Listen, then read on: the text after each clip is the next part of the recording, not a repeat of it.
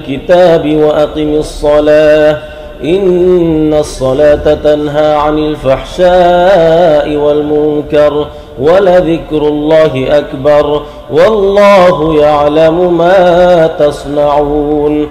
ولا تجادلوا أهل الكتاب إلا بالتي هي أحسن إلا الذين ظلموا منهم وقولوا آمنا بالذي أنزل إلينا وأنزل إليكم وإلهنا وإلهكم واحد ونحن له مسلمون. وكذلك أنزلنا إليك الكتاب فالذين آتيناهم الكتاب يؤمنون به ومن هؤلاء من يؤمن به وما يجحد بآياتنا إلا الكافرون. وما كنت تتلو من قبله من كتاب ولا تخطه بيمينك إذا لارتاب المبطلون بل هو آيات بينات في صدور الذين أوتوا العلم وما يجحد بآياتنا إلا الظالمون. وقالوا لولا أنزل عليه آيات من ربه قل إنما الآيات عند الله وإنما أنا نذير مبين. أولم يكفهم أنا أنزلنا عليك الكتاب يتلى عليهم إن في ذلك لرحمة وذكرى لقوم يؤمنون. قل كفى بالله بيني وبينكم شهيدا يعلم ما في السماوات والأرض والذين آمنوا بالباطل وكفروا بالله أولئك هم الخاسرون. ويستعجلونك بالعذاب ولولا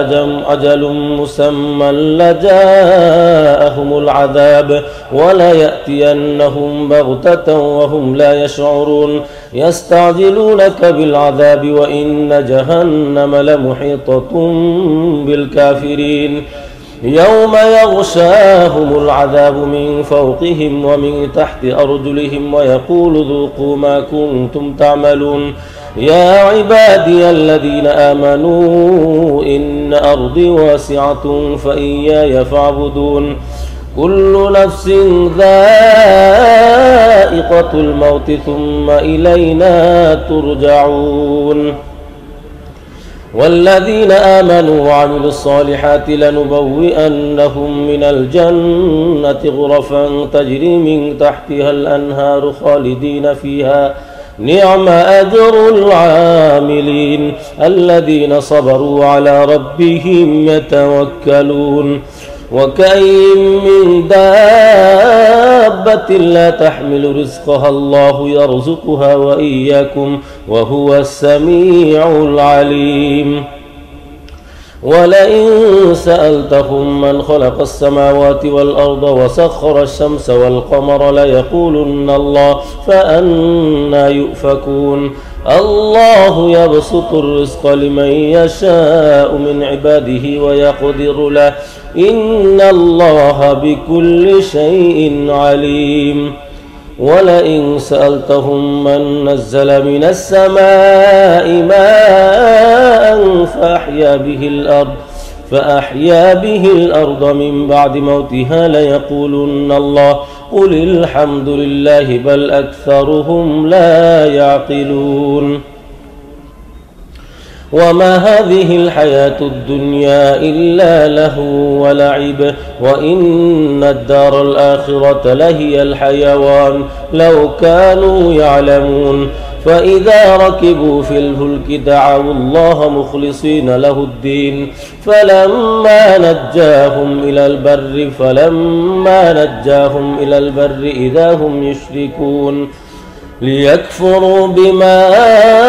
آتيناهم وليتمتعوا فسوف يعلمون. أولم يروا أنا جعلنا حرما آمنا ويتخطف الناس من حولهم أفبالباطل يؤمنون وبنعمة الله يكفرون.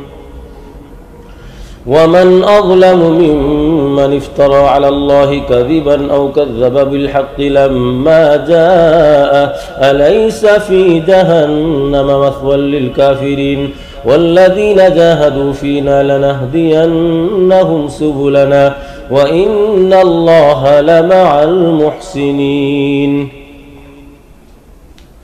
بسم الله الرحمن الرحيم. ألف لام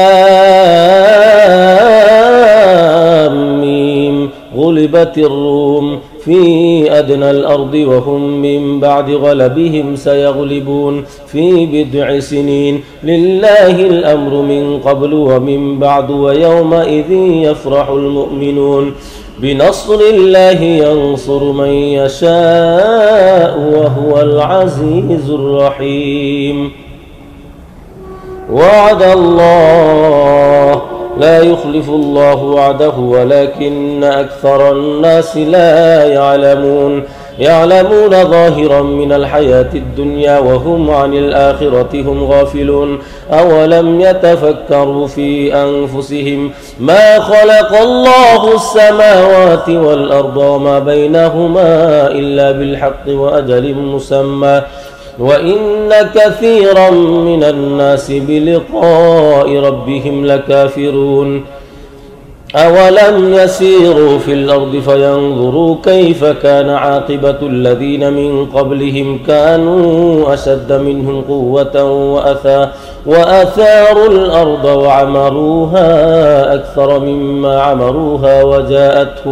وجاءتهم رسلهم بالبينات فما كان الله ليظلمهم ولكن كانوا أنفسهم يظلمون. ثم كان عاقبة الذين أساءوا السوء أن كذبوا بآيات الله وكانوا بها يستهزئون. الله يبدأ الخلق ثم يعيده ثم إليه ترجعون. ويوم تقوم الساعة يبلس المجرمون ولم يكن لهم من شركائهم شفعاء وكانوا بشركائهم كافرين. ويوم تقوم الساعة يومئذ يتفرقون فأما الذين آمنوا وعملوا الصالحات فهم في روضة يحبرون وأما الذين كفروا وكذبوا بآياتنا ولقاء الآخرة فأولئك في العذاب محضرون. فسبحان الله حين تمسون وحين تصبحون وله الحمد في السماوات والأرض وعشيا وحين تظهرون. يخرج الحي من الميت ويخرج الميت من الحي ويحيي الأرض بعد موتها وكذلك تخرجون. ومن آياته أن خلقكم من تراب ثم إذا أنتم بشر تنتشرون. ومن آياته أن خلق لكم من أنفسكم أزواجا لتسكنوا إليها وجعل بينكم مودة ورحمة إن في ذلك لآيات لقوم يتفكرون. ومن آياته خلق السماوات والأرض واختلاف ألسنتكم وألوانكم إن في ذلك لآيات للعالمين. ومن آياته منامكم بالليل والنهار وابتغاؤكم من فضله إن في ذلك لآيات لقوم يسمعون. ومن آياته يريكم البرق خوفا وطمعا وينزل من السماء ماء فيحيي به الأرض بعد موتها إن في ذلك لآيات لقوم يعقلون. ومن آياته أن تقوم السماء والأرض بأمره ثم إذا دعاكم دعوة من الأرض إذا أنتم تخرجون وله من في السماوات والأرض كل له قانتون وهو الذي يبدأ الخلق ثم يعيده وهو أهون عليه وله المثل الأعلى في السماوات والأرض وهو العزيز الحكيم. ضرب لكم مثلا من أنفسكم هل لكم مما ملكت أيمانكم من شركاء فيما رزقناكم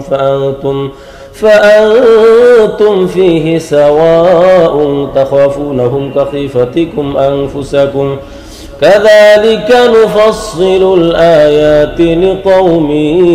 يعقلون. بل اتبع الذين ظلموا أهواءهم بغير علم فمن يهدي من أضل الله وما لهم من ناصرين. فأقم وجهك للدين حنيفا فطرة الله التي فطر الناس عليها لا تبديل لخلق الله ذلك الدين القيم ولكن أكثر الناس لا يعلمون.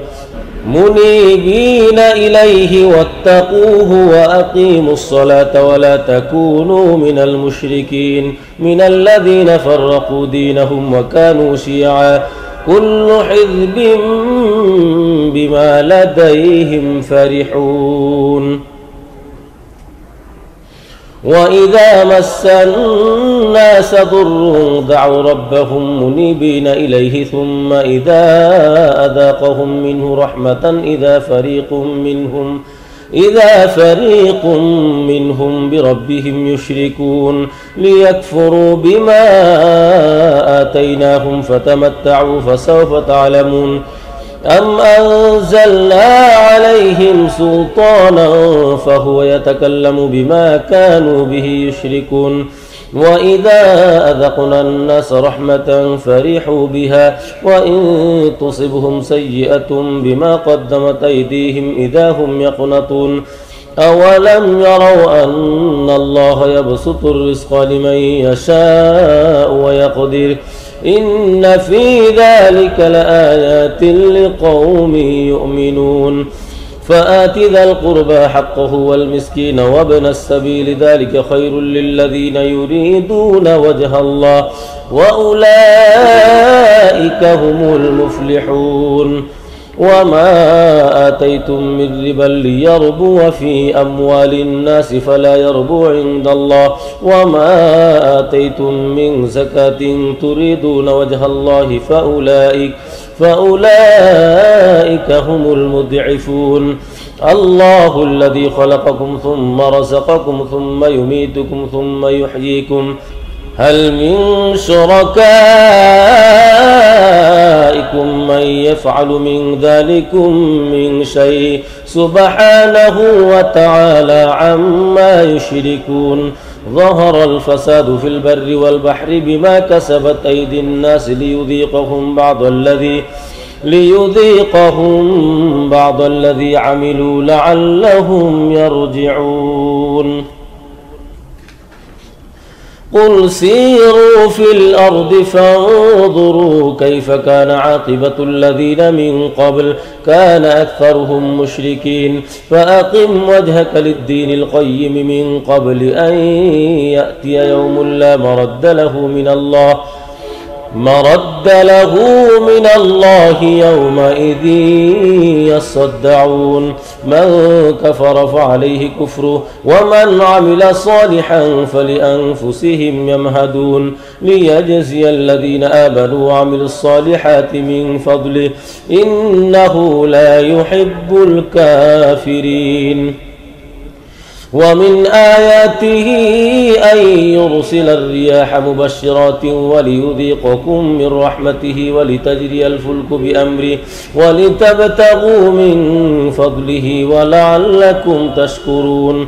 ولقد أرسلنا من قبلك رسلا إلى قومهم فجاءوهم بالبينات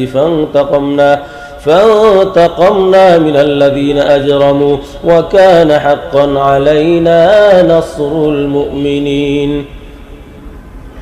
الله الذي يرسل الرياح فتثير سحابا فيبسطه في السماء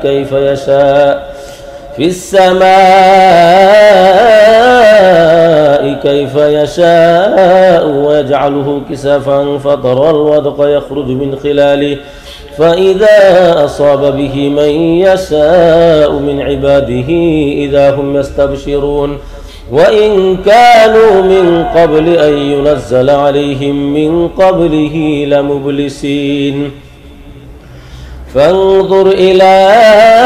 آثار رحمة الله كيف يحيي الأرض بعد موتها إن ذلك لمحيي الموتى وهو على كل شيء قدير ولئن أرسلنا ريحا فرأوه مصفرا لظلوا من بعده يكفرون فإنك لا تسمع الموتى ولا تسمع الصم الدعاء إذا ولوا مدبرين وما أنت بهاد العمي عن ضلالتهم إن تسمع إلا من يؤمن بآياتنا فهم مسلمون الله الذي خلقكم من ضعف ثم جعل من بعد ضعف قوة ثم جعل من بعد قوة ضعفا وشيبا يخلق ما يشاء وهو العليم القدير ويوم تقوم الساعة يقسم المجرمون ما لبثوا غير ساعة كذلك كانوا يؤفكون وقال الذين أوتوا العلم والإيمان لقد لبثتم في كتاب الله إلى يوم البعث فهذا يوم البعث ولكنكم كنتم لا تعلمون فيومئذ لا ينفع الذين ظلموا معذرتهم ولا هم يستعتبون ولقد ضربنا للناس في هذا القرآن من كل مثل ولئن جئتهم بآية ليقولن الذين كفروا إن أنتم إلا مبطلون كذلك يطبع الله على قلوب الذين لا يعلمون فاصبر إن وعد الله حق ولا يستخفنك الذين لا يوقنون بسم الله الرحمن الرحيم ألف لام ميم تلك آيات الكتاب الحكيم هدى ورحمة للمحسنين الذين يقيمون الصلاة ويؤتون الزكاة وهم بالآخرة هم يوقنون أولئك على هدى من ربهم وأولئك هم المفلحون ومن الناس من يشتري لهو الحديث ليضل عن سبيل الله بغير علم ويتخذها هزوا أولئك لهم عذاب مهين وإذا تتلى عليه آياتنا ولى مستكبرا كأن لم يسمعها كأن في أذنيه وقرا فبشره بعذاب أليم إن الذين آمنوا وعملوا الصالحات لهم جنات النعيم خالدين فيها وعد الله حقا وهو العزيز الحكيم خلق السماوات بغير عمد ترونها وألقى في الأرض رواسي أن تميد بكم وبث فيها من كل دابة وأنزلنا من السماء ماء فأنبتنا فيها من كل زوج كريم هذا خلق الله فأروني ماذا خلق الذين من دوني بل الظالمون في ضلال مبين ولقد آتينا لقمان الحكمة أن اشكر لله ومن يشكر فإنما يشكر لنفسه ومن كفر فإن الله غني حميد وإذ قال لقمان لابنه وهو يعظه يا بني لا تشرك بالله إن الشرك لظلم عظيم ووصينا الإنسان بوالديه حملته أمه وهنا على وهن وفصاله في عامين أن اشكر لي ولوالديك إلي المصير وإن جاهداك على أن تشرك بما ليس لك به علم فلا تطعهما وصاحبهما في الدنيا معروفا واتبع سبيل من أناب إلي ثم إلي مرجعكم فأنبئكم بما كنتم تعملون يا بني إنها إن تك مثقال حبة من خردل فتكن في صخرة أو في السماوات أو في الأرض يأت بها الله إن الله لطيف خبير يا بني أقم الصلاة وأمر بالمعروف وانه عن المنكر واصبر على ما أصابك إن ذلك من عزم الأمور ولا تصعر خدك للناس ولا تمشي في الأرض مرحا إن الله لا يحب كل مختال فخور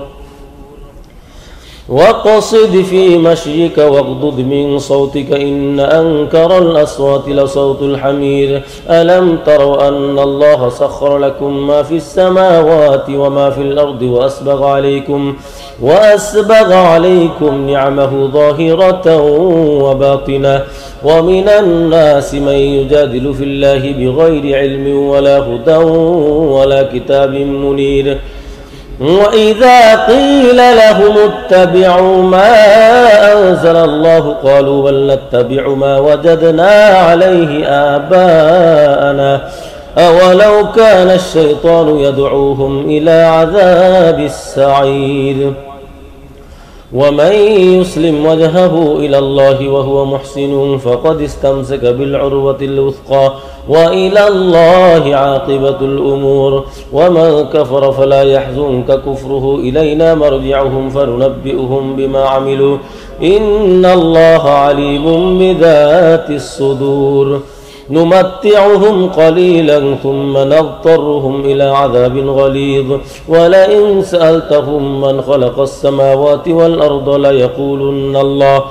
قل الحمد لله بل أكثرهم لا يعلمون لله ما في السماوات والأرض إن الله هو الغني الحميد ولو أن ما في الأرض من شجرة أقلام والبحر يمده من بعده سبعة أبحر ما نفذت كلمات الله إن الله عزيز حكيم ما خلقكم ولا بعثكم إلا كنفس واحدة إن الله سميع بصير ألم تر أن الله يولج الليل في النهار ويولج النهار في الليل وسخر الشمس والقمر كل يجري إلى أجل مسمى وأن الله بما تعملون خبير ذلك بأن الله هو الحق وأن ما يدعون من دونه الباطل وأن الله هو العلي الكبير ألم تر أن الفلك تجري في البحر بنعمة الله ليريكم من آياته إن في ذلك لآيات لكل صبار شكور وإذا غشيهم موج كالظلل دعوا الله مخلصين له الدين فلما نجاهم إلى البر فمنهم مقتصد وما يجحد بآياتنا إلا كل ختار كفور يا أيها الناس اتقوا ربكم واخشوا يوما لا يجزي والد عن ولده ولا مولود هو جاز عن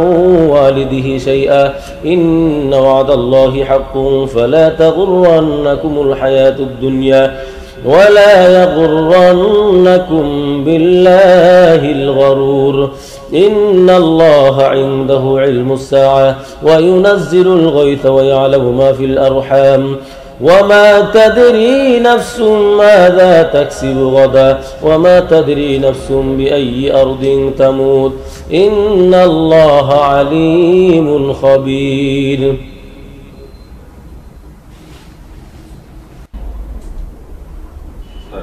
بسم الله الرحمن الرحيم ألف لام ميم تنزيل الكتاب لا ريب فيه من رب العالمين أم يقولون افتراه بل هو الحق من ربك لتنذر قوما ما أتاهم من نذير من قبلك لعلهم يهتدون الله الذي خلق السماوات والأرض وما بينهما في 6 أيام ثم استوى على العرش ما لكم من دونه من ولي ولا شفيع أفلا تتذكرون يدبر الأمر من السماء إلى الأرض ثم يعرج إليه في يوم كان مقداره 1000 سنة مما تعدون ذلك عالم الغيب والشهادة العزيز الرحيم الذي أحسن كل شيء خلقه وبدأ خلق الإنسان من طين ثم جعل نسله من سلالة من ماء مهين ثم سواه ونفخ فيه من روحه وجعل لكم السمع والأبصار والأفئدة قليلا ما تشكرون وقالوا أئذا ضللنا في الأرض أئنا لفي خلق جديد بل هم بلقاء ربهم كافرون قل يتوفاكم ملك الموت الذي وكل بكم ثم إلى ربكم ترجعون ولو ترى إذ المجرمون ناكسوا رؤوسهم عند ربهم ربنا أبصرنا وسمعنا فارجعنا نعمل صالحا إنا موقنون ولو شئنا لآتينا كل نفس هداها ولكن حق القول مني لأملأن جهنم من الجنة والناس أجمعين فذوقوا بما نسيتم لقاء يومكم هذا إنا نسيناكم وذوقوا عذاب الخلد بما كنتم تعملون إنما يؤمن بآياتنا الذين إذا ذكروا بها خروا سجدا وسبحوا بحمد ربهم وهم لا يستكبرون تتجافى جنوبهم عن المضاجع يدعون ربهم خوفا وطمعا ومما رزقناهم ينفقون فلا تعلم نفس ما أخفي لهم من قرة أعين جزاء بما كانوا يعملون أفمن كان مؤمنا كمن كان فاسقا لا يستوون أما الذين آمنوا وعملوا الصالحات فلهم جنات المأوى نزلا بما كانوا يعملون وأما الذين فسقوا فمأواهم النار كلما أرادوا أن يخرجوا منها أعيدوا فيها وقيل لهم ذوقوا عذاب النار الذي كنتم به تكذبون ولنذيقنهم من العذاب الأدنى دون العذاب الأكبر لعلهم يرجعون ومن أظلم ممن ذكر بآيات ربه ثم أعرض عنها إنا من المجرمين منتقمون ولقد آتينا موسى الكتاب فلا تكن في مرية من لقائه وجعلناه هدى لبني إسرائيل وجعلنا منهم أئمة يهدون بأمرنا لما صبروا وكانوا بآياتنا يوقنون إن ربك هو يفصل بينهم يوم القيامة فيما كانوا فيه يختلفون أولم يهد لهم كم أهلكنا من قبلهم من القرون يمشون في مساكنهم إن في ذلك لآيات أفلا يسمعون أولم يروا أنا نسوق الماء إلى الأرض الجرز فنخرج به زرعا تأكل منه أنعامهم وأنفسهم أفلا يبصرون ويقولون متى هذا الفتح إن كنتم صادقين قل يوم الفتح لا ينفع الذين كفروا إيمانهم ولا هم ينظرون فأعرض عنهم وانتظر إنهم منتظرون. بسم الله الرحمن الرحيم. يا أيها النبي اتق الله ولا تطع الكافرين والمنافقين إن الله كان عليما حكيما واتبع ما يوحى إليك من ربك إن الله كان بما تعملون خبيرا وتوكل على الله وكفى بالله وكيلا.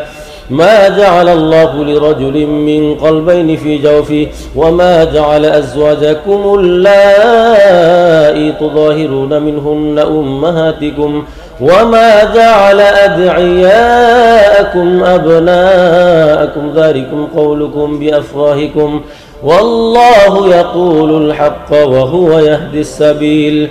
ادعوهم لآبائهم هو أقسط عند الله فإن لم تعلموا آباءهم فإخوانكم في الدين ومواليكم وليس عليكم جناح فيما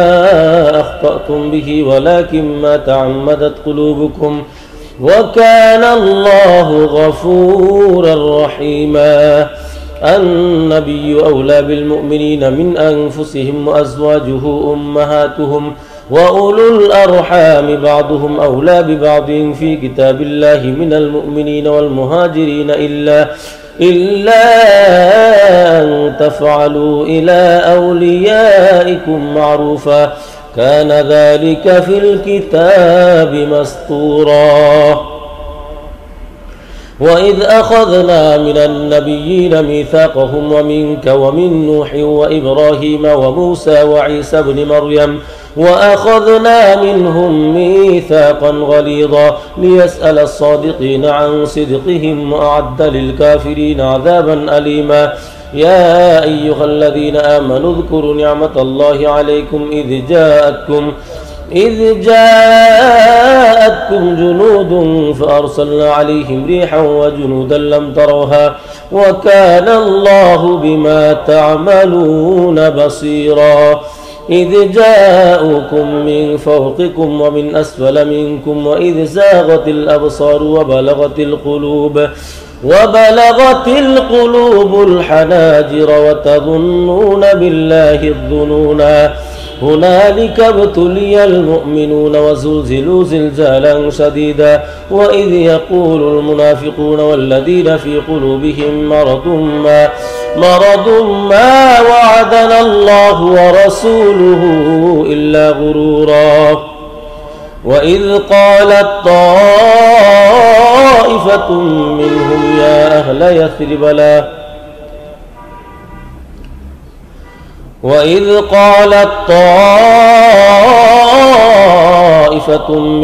يا أهل يثرب لا مقام لكم فارجعوا ويستأذن فريق منهم النبي يقولون إن بيوتنا عورة وما هي بعورة إن يريدون إلا فرارا. ولو دخلت عليهم من أقطارها ثم سئلوا الفتنة لآتوها وما تلبثوا بها إلا يسيرا. ولقد كانوا عاهدوا الله من قبل لا يولون الأدبار وكان عهد الله مسؤولا.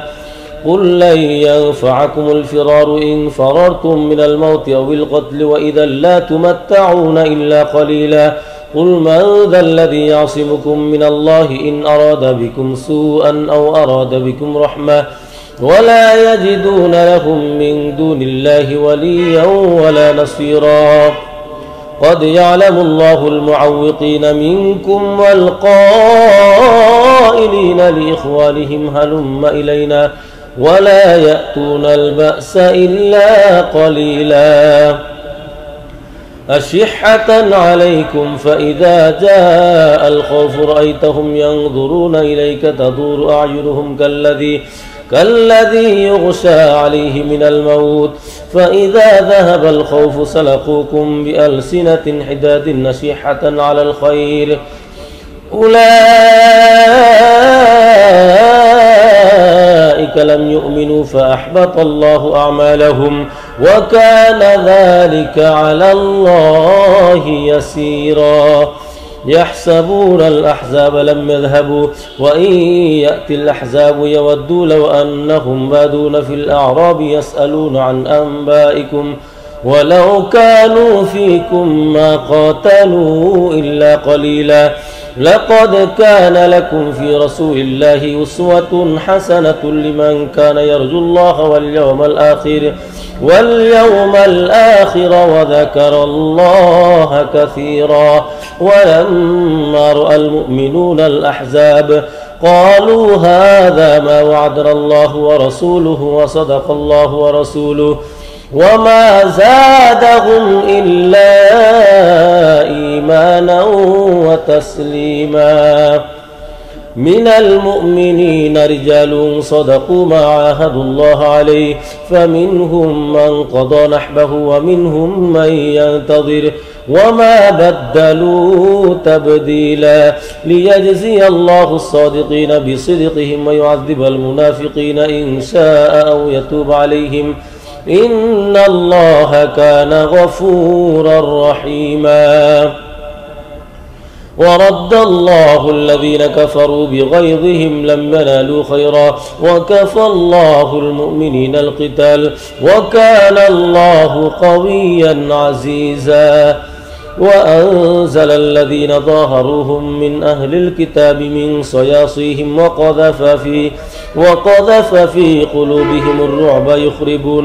وقذف في قلوبهم الرعب فريقا تقتلون وتأسرون فريقا وأورثكم أرضهم وديارهم وأموالهم وأرضا لم تطئوها وكان الله على كل شيء قديرا يا أيها النبي قل لأزواجك إن كنتن تردن الحياة الدنيا وزينتها فتعالين أمتعكن وأسرحكن سراحا جميلا وإن كنتن تردن الله ورسوله والدار الآخرة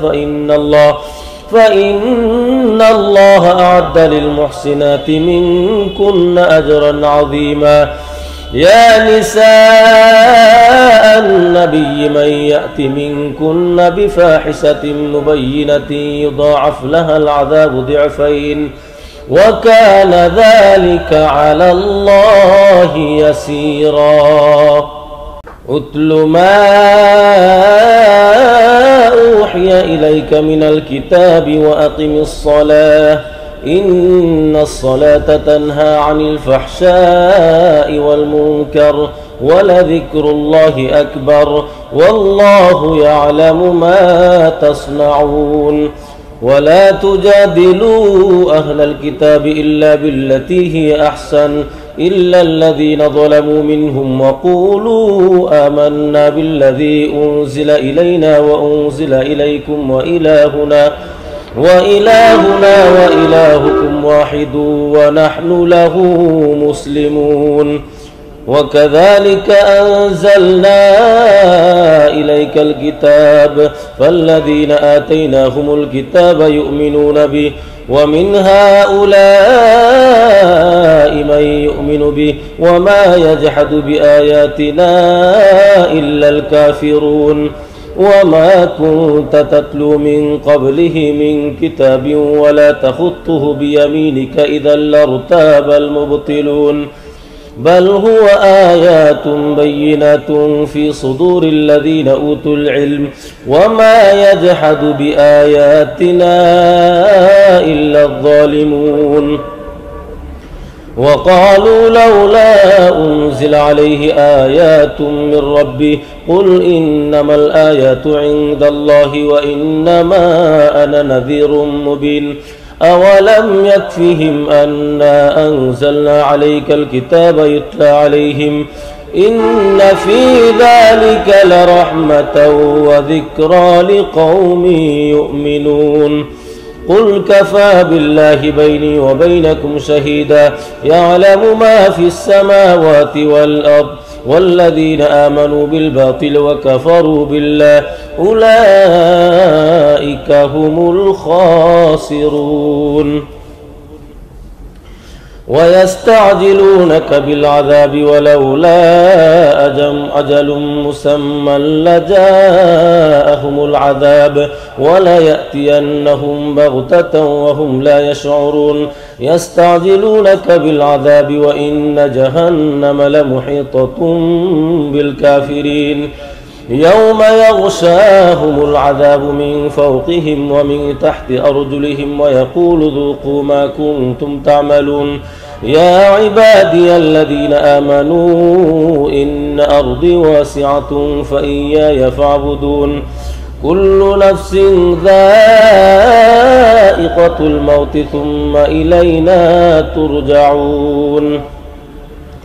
والذين آمنوا وعملوا الصالحات لنبوئنهم من الجنة غرفا تجري من تحتها الأنهار خالدين فيها نعم أجر العاملين الذين صبروا على ربهم يتوكلون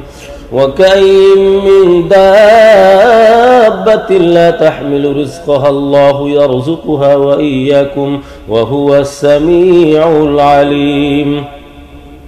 ولئن سألتهم من خلق السماوات والأرض وسخر الشمس والقمر ليقولن الله فأنى يؤفكون الله يبسط الرزق لمن يشاء من عباده ويقدر له إن الله بكل شيء عليم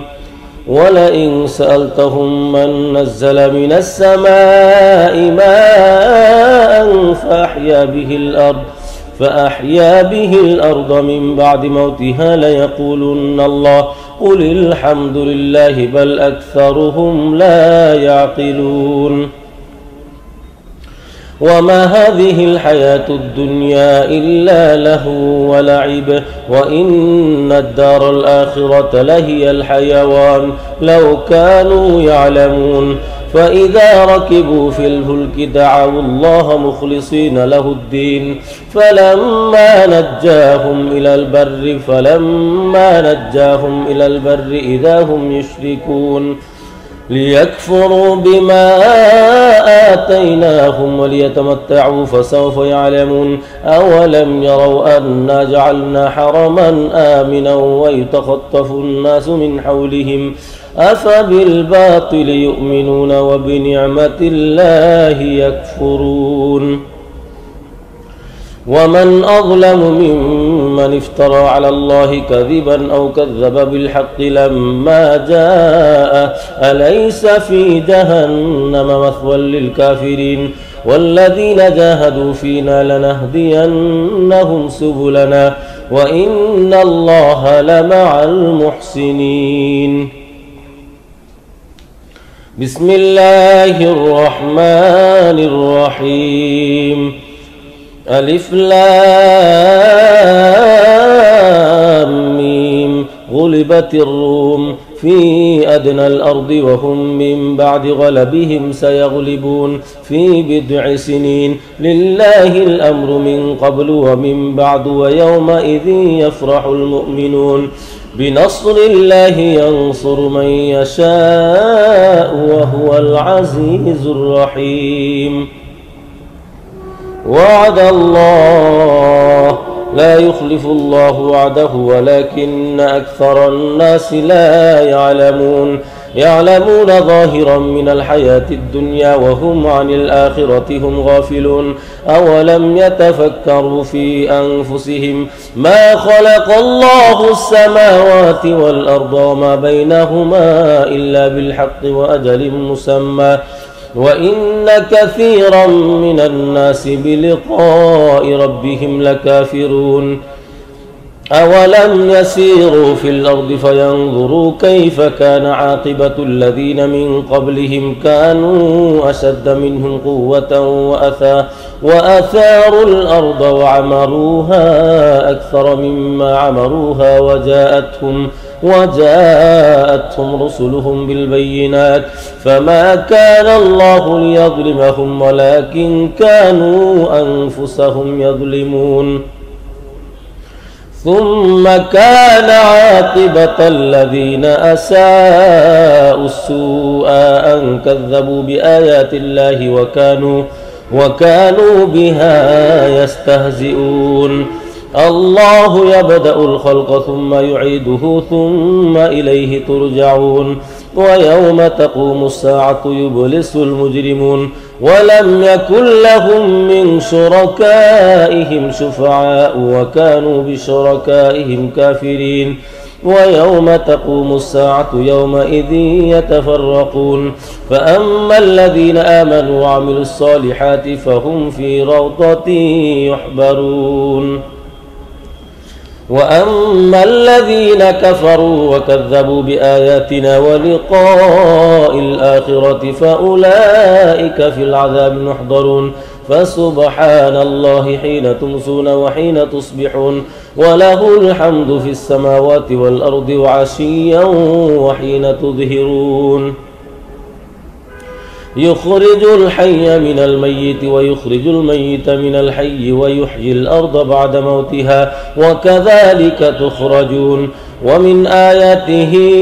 أن خلقكم من تراب ثم إذا أنتم بشر تنتشرون ومن آياته أن خلق لكم من أنفسكم أزواجا لتسكنوا إليها وجعل بينكم مودة ورحمة إن في ذلك لآيات لقوم يتفكرون ومن آياته خلق السماوات والأرض واختلاف ألسنتكم وألوانكم إن في ذلك لآيات للعالمين ومن آياته منامكم بالليل والنهار وابتغاؤكم من فضله إن في ذلك لآيات لقوم يسمعون ومن آياته يريكم البرق خوفا وطمعا وينزل من السماء ماء فيحيي به الأرض بعد موتها إن في ذلك لآيات لقوم يعقلون ومن آياته أن تقوم السماء والأرض بأمره ثم إذا دعاكم دعوة من الأرض إذا أنتم تخرجون وله من في السماوات والأرض كل له قانتون وهو الذي يبدأ الخلق ثم يعيده وهو أهون عليه وله المثل الأعلى في السماوات والأرض وهو العزيز الحكيم ضرب لكم مثلا من أنفسكم هل لكم مما ملكت أيمانكم من شركاء فيما رزقناكم فأنتم فيه سواء تخافونهم كخيفتكم أنفسكم كذلك نفصل الآيات لقوم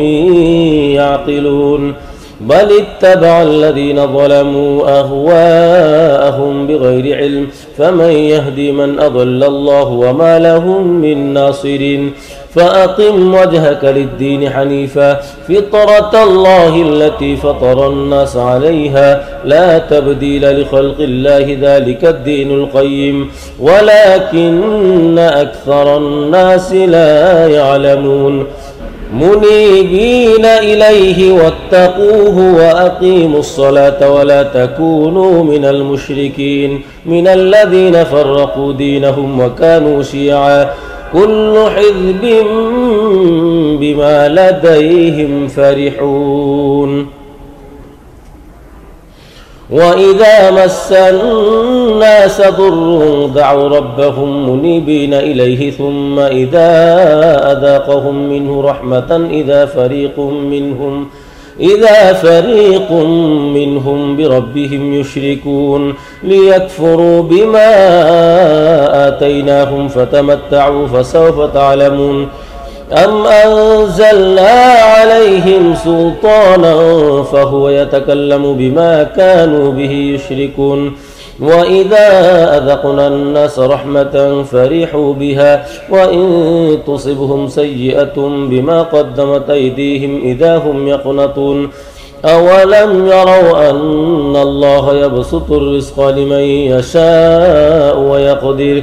إن في ذلك لآيات لقوم يؤمنون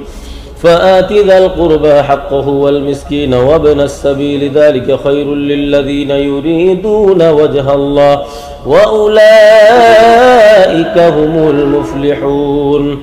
وما آتيتم من ربا ليربو في أموال الناس فلا يربو عند الله وما آتيتم من زكاة تريدون وجه الله فأولئك هم المضعفون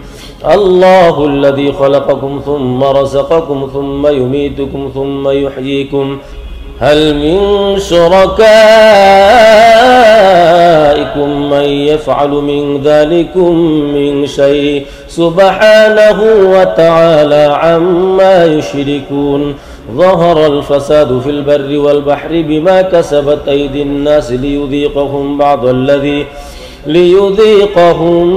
بعض الذي عملوا لعلهم يرجعون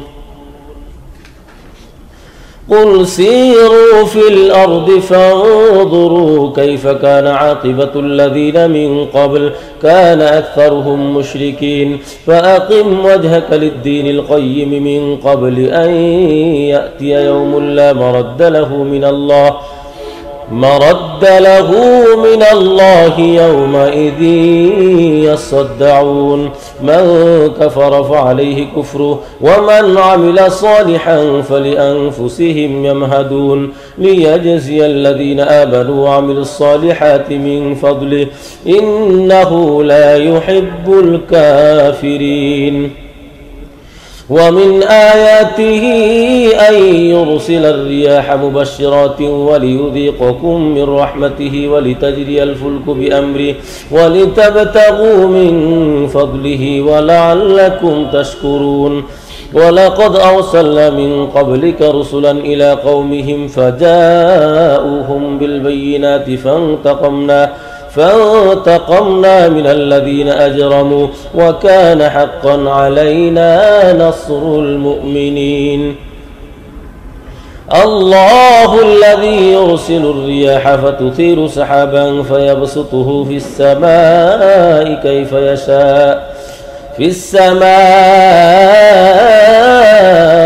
كيف يشاء ويجعله كسافا فترى الودق يخرج من خلاله فإذا أصاب به من يشاء من عباده إذا هم يستبشرون وإن كانوا من قبل أن ينزل عليهم من قبله لمبلسين فانظر إلى آثار رحمة الله كيف يحيي الأرض بعد موتها إن ذلك لمحيي الموتى وهو على كل شيء قدير ولئن أرسلنا ريحا فرأوه مصفرا لظلوا من بعده يكفرون فإنك لا تسمع الموتى ولا تسمع الصم الدعاء إذا ولوا مدبرين وما أنت بهاد العمي عن ضلالتهم إن تسمع إلا من يؤمن بآياتنا فهم مسلمون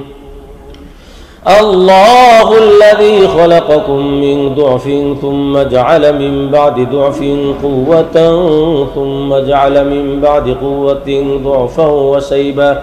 يخلق ما يشاء وهو العليم القدير ويوم تقوم الساعة يقسم المجرمون ما لبثوا غير ساعة كذلك كانوا يؤفكون وقال الذين أوتوا العلم والإيمان لقد لبثتم في كتاب الله إلى يوم البعث فهذا يوم البعث ولكنكم كنتم لا تعلمون فيومئذ لا ينفع الذين ظلموا معذرتهم ولا هم يستعتبون ولقد ضربنا للناس في هذا القرآن من كل مثل ولئن جئتهم بآية ليقولن الذين كفروا إن أنتم إلا مبطلون كذلك يطبع الله على قلوب الذين لا يعلمون فاصبر إن وعد الله حق ولا يستخفنك الذين لا يوقنون بسم الله الرحمن الرحيم ألف لام ميم تلك آيات الكتاب الحكيم هدى ورحمة للمحسنين الذين يقيمون الصلاة ويؤتون الزكاة وهم بالآخرة هم يوقنون أولئك على هدى من ربهم وأولئك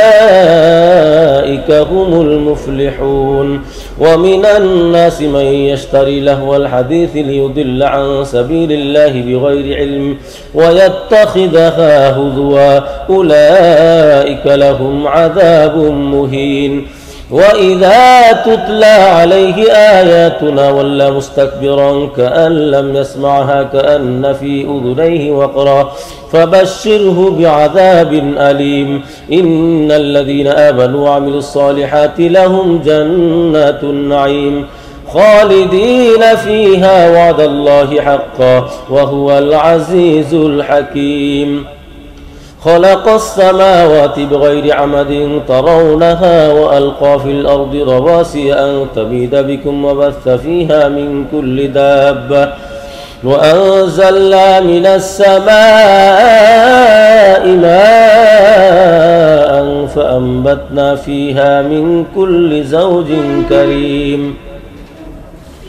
هذا خلق الله فأروني ماذا خلق الذين من دونه بل الظالمون في ضلال مبين ولقد آتينا لقمان الحكمة أن اشكر لله ومن يشكر فإنما يشكر لنفسه ومن كفر فإن الله غني حميد وإذ قال لقمان لابنه وهو يعظه يا بني لا تشرك بالله إن الشرك لظلم عظيم ووصينا الإنسان بوالديه حملته أمه وهنا على وهن وفصاله في عامين أن اشكر لي ولوالديك إلي المصير وإن جاهداك على أن تشرك بما ليس لك به علم فلا تطعهما وصاحبهما في الدنيا معروفا واتبع سبيل من أناب إلي ثم إلي مرجعكم فأنبئكم بما كنتم تعملون يا بني إنها إن تك مثقال حبة من خردل فتكن في صخرة أو في السماوات أو في الأرض يأت بها الله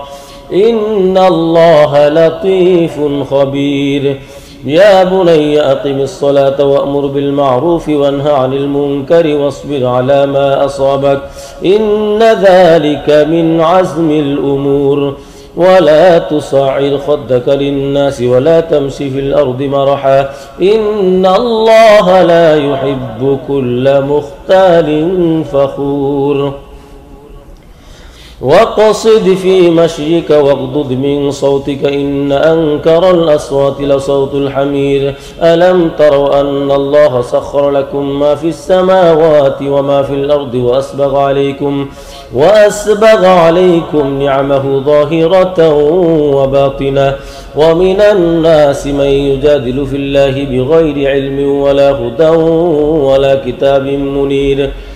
وإذا قيل لهم اتبعوا ما أنزل الله قالوا بل نتبع ما وجدنا عليه آباءنا أولو كان الشيطان يدعوهم إلى عذاب السعير ومن يسلم وجهه إلى الله وهو محسن فقد استمسك بالعروة الوثقى وإلى الله عاقبة الأمور. ومن كفر فلا يحزنك كفره، إلينا مرجعهم فننبئهم بما عملوا إن الله عليم بذات الصدور. نمتعهم قليلا ثم نضطرهم إلى عذاب غليظ، ولئن سألتهم من خلق السماوات والأرض ليقولن الله قل الحمد لله بل أكثرهم لا يعلمون. لله ما في السماوات والأرض إن الله هو الغني الحميد. ولو أن ما في الأرض من شجرة أقلام والبحر يمده من بعده سبعة أبحر ما نفدت كلمات الله إن الله عزيز حكيم. ما خلقكم ولا بعثكم إلا كنفس واحدة إن الله سميع بصير. ألم تر أن الله يولج الليل في النهار ويولج النهار في الليل وسخر الشمس والقمر كل يجري إلى أجل مسمى وأن الله بما تعملون خبير. ذلك بأن الله هو الحق وأن ما يدعون من دونه الباطل وأن الله هو العلي الكبير. ألم تر أن الفلك تجري في البحر بنعمة الله ليريكم من آياته إن في ذلك لآيات لكل صبار شكور. وإذا غشيهم موج كالظلل دعوا الله مخلصين له الدين فلما نجاهم إلى البر فمنهم مقتصد وما يجحد بآياتنا إلا كل ختار كفور. يا أيها الناس اتقوا ربكم واخشوا يوما لا يجزي والد عن ولده ولا مولود هو جاز عن والده شيئا إن وعد الله حق فلا تغرنكم الحياة الدنيا ولا يغرنكم بالله الغرور. إن الله عنده علم الساعة وينزل الغيث ويعلم ما في الأرحام وما تدري نفس ماذا تكسب غدا وما تدري نفس بأي أرض تموت إن الله عليم خبير.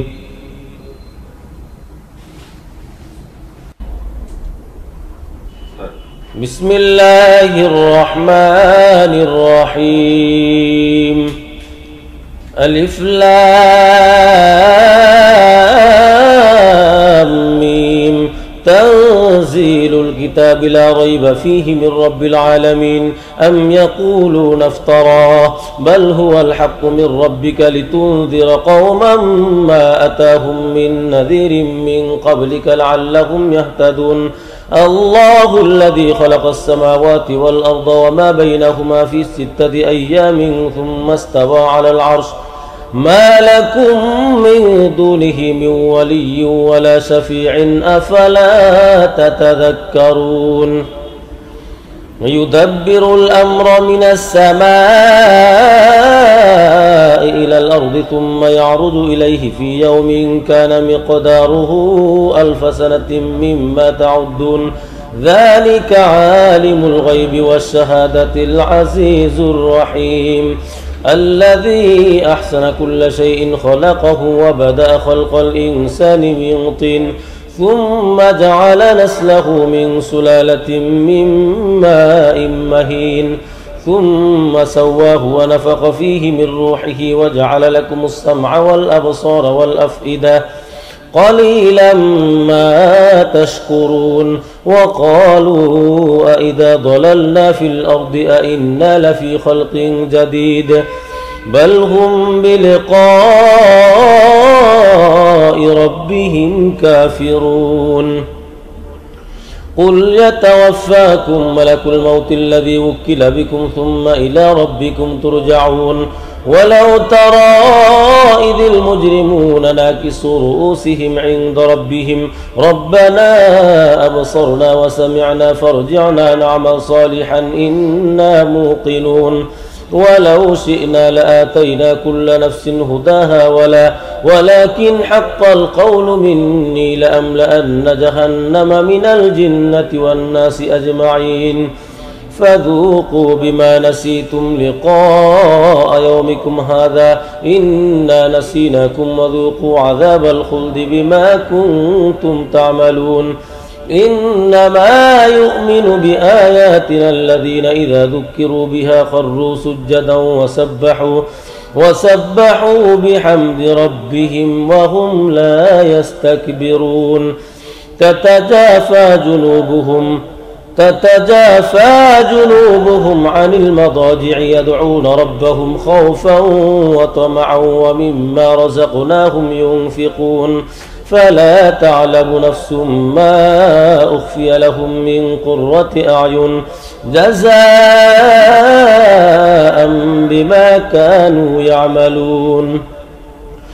أفمن كان مؤمنا كمن كان فاسقا لا يستوون أما الذين آمنوا وعملوا الصالحات فلهم جنات المأوى نزلا بما كانوا يعملون وأما الذين فسقوا فمأواهم النار كلما أرادوا أن يخرجوا منها أعيدوا فيها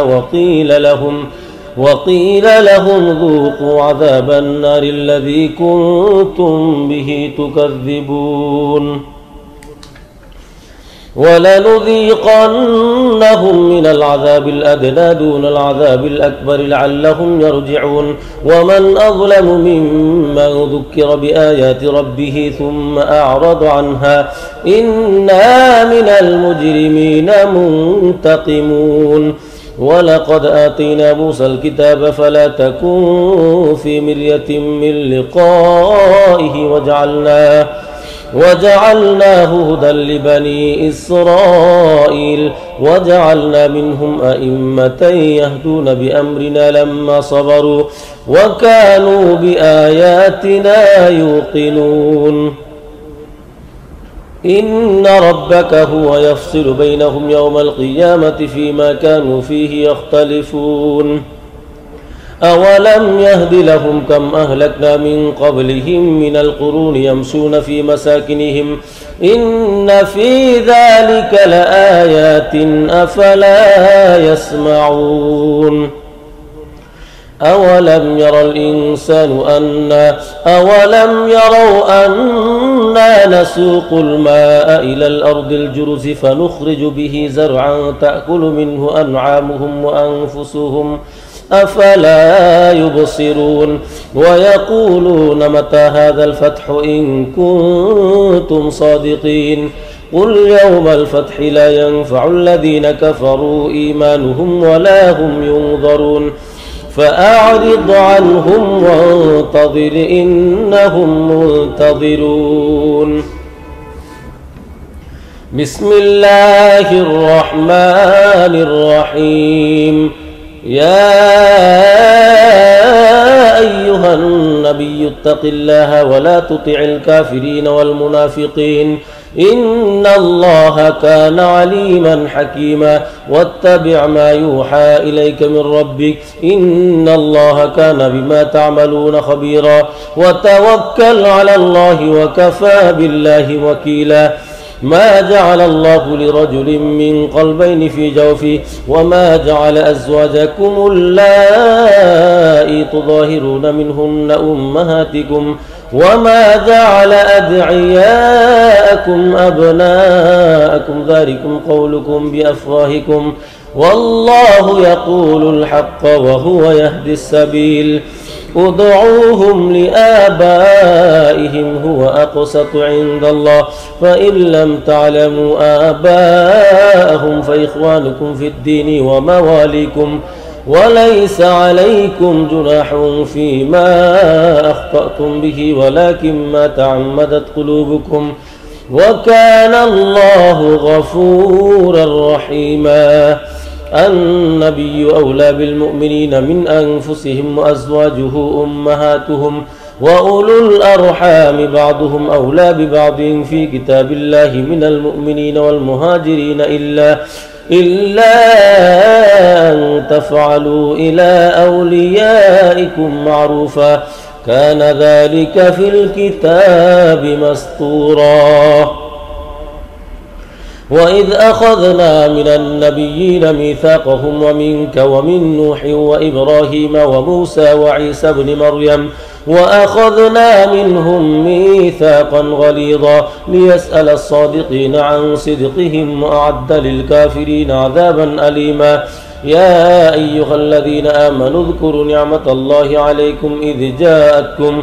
إذ جاءتكم جنود فأرسلنا عليهم ريحا وجنودا لم تروها وكان الله بما تعملون بصيرا. إذ جاءوكم من فوقكم ومن أسفل منكم وإذ زاغت الأبصار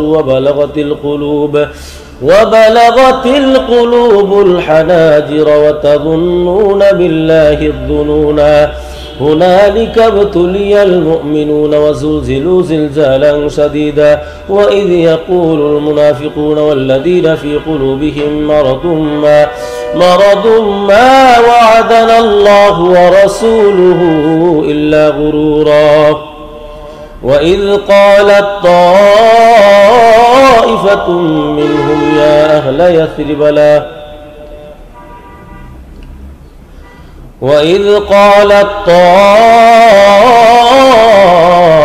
منهم يا أهل يثرب لا مقام لكم فارجعوا ويستأذن فريق منهم النبي يقولون إن بيوتنا عورة وما هي بعورة إن يريدون إلا فرارا. ولو دخلت عليهم من أقطارها ثم سئلوا الفتنة لآتوها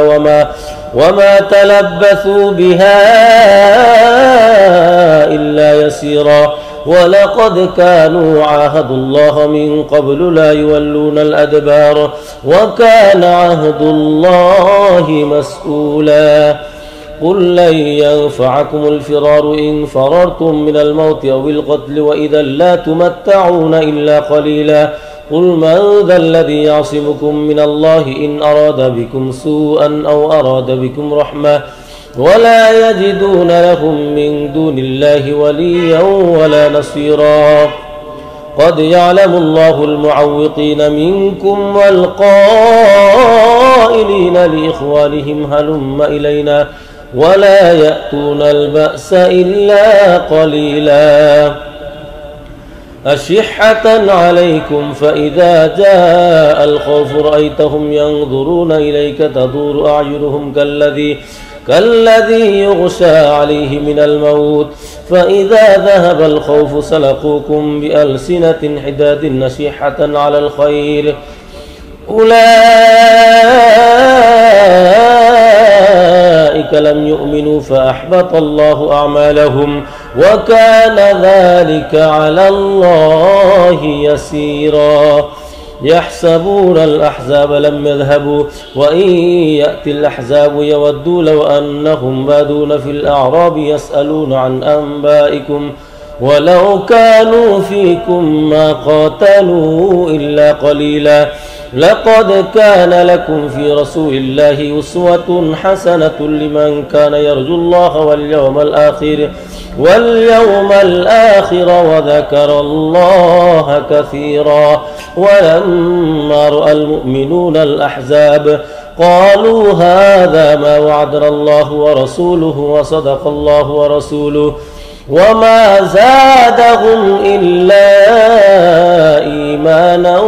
وتسليما. من المؤمنين رجال صدقوا ما عاهدوا الله عليه فمنهم من قضى نحبه ومنهم من ينتظر وما بدلوا تبديلا. ليجزي الله الصادقين بصدقهم ويعذب المنافقين إن شاء أو يتوب عليهم إن الله كان غفورا رحيما. ورد الله الذين كفروا بغيظهم لم ينالوا خيرا وكفى الله المؤمنين القتال وكان الله قويا عزيزا وأنزل الذين ظاهروهم من أهل الكتاب من صياصيهم وقذف في قلوبهم الرعب فريقا تقتلون وتأسرون فريقا وأورثكم أرضهم وديارهم وأموالهم وأرضا لم تطئوها وكان الله على كل شيء قديرا. يا أيها النبي قل لأزواجك إن كنتن تردن الحياة الدنيا وزينتها فتعالين أمتعكن وأسرحكن سراحا جميلا وإن كنتن تردن الله ورسوله والدار الآخرة فإن الله أعد للمحسنات منكن أجرا عظيما. يا نساء النبي من يأت منكن بفاحشة مبينة يضاعف لها العذاب ضعفين وكان ذلك على الله يسيرا. اتل ما أوحي إليك من الكتاب وأقم الصلاة إن الصلاة تنهى عن الفحشاء والمنكر ولذكر الله أكبر والله يعلم ما تصنعون. ولا تجادلوا أهل الكتاب إلا بالتي هي أحسن إلا الذين ظلموا منهم وقولوا آمنا بالذي أنزل إلينا وأنزل إليكم وإلهنا وإلهكم واحد ونحن له مسلمون. وكذلك أنزلنا إليك الكتاب فالذين آتيناهم الكتاب يؤمنون به ومن هؤلاء من يؤمن به وما يجحد بآياتنا إلا الكافرون. وما كنت تتلو من قبله من كتاب ولا تخطه بيمينك إذا لارتاب المبطلون بل هو آيات بينات في صدور الذين أوتوا العلم وما يجحد بآياتنا إلا الظالمون. وقالوا لولا أنزل عليه آيات من ربه قل إنما الآيات عند الله وإنما أنا نذير مبين. أولم يكفهم أنا أنزلنا عليك الكتاب يتلى عليهم إن في ذلك لرحمة وذكرى لقوم يؤمنون. قل كفى بالله بيني وبينكم شهيدا يعلم ما في السماوات والأرض والذين آمنوا بالباطل وكفروا بالله أولئك هم الخاسرون. ويستعجلونك بالعذاب ولولا أجل مسمى لجاءهم العذاب وليأتينهم بغتة وهم لا يشعرون. يستعجلونك بالعذاب وإن جهنم لمحيطة بالكافرين يوم يغشاهم العذاب من فوقهم ومن تحت أرجلهم ويقول ذوقوا ما كنتم تعملون. يا عبادي الذين آمنوا إن أرضي واسعة فإياي فاعبدون. كل نفس ذائقة الموت ثم إلينا ترجعون. والذين آمنوا وعملوا الصالحات لنبوئنهم من الجنة غرفا تجري من تحتها الأنهار خالدين فيها نعم أجر العاملين الذين صبروا على ربهم يتوكلون. وكأين من دابة لا تحمل رزقها الله يرزقها وإياكم وهو السميع العليم. ولئن سألتهم من خلق السماوات والأرض وسخر الشمس والقمر ليقولن الله فأنى يؤفكون الله يبسط الرزق لمن يشاء من عباده ويقدر له إن الله بكل شيء عليم ولئن سألتهم من نزل من السماء ماء فأحيا به الأرض من بعد موتها ليقولن الله قل الحمد لله بل أكثرهم لا يعقلون وما هذه الحياة الدنيا إلا لهو ولعب وإن الدار الآخرة لهي الحيوان لو كانوا يعلمون فإذا ركبوا في الفلك دعوا الله مخلصين له الدين فلما نجاهم إلى البر إذا هم يشركون ليكفروا بما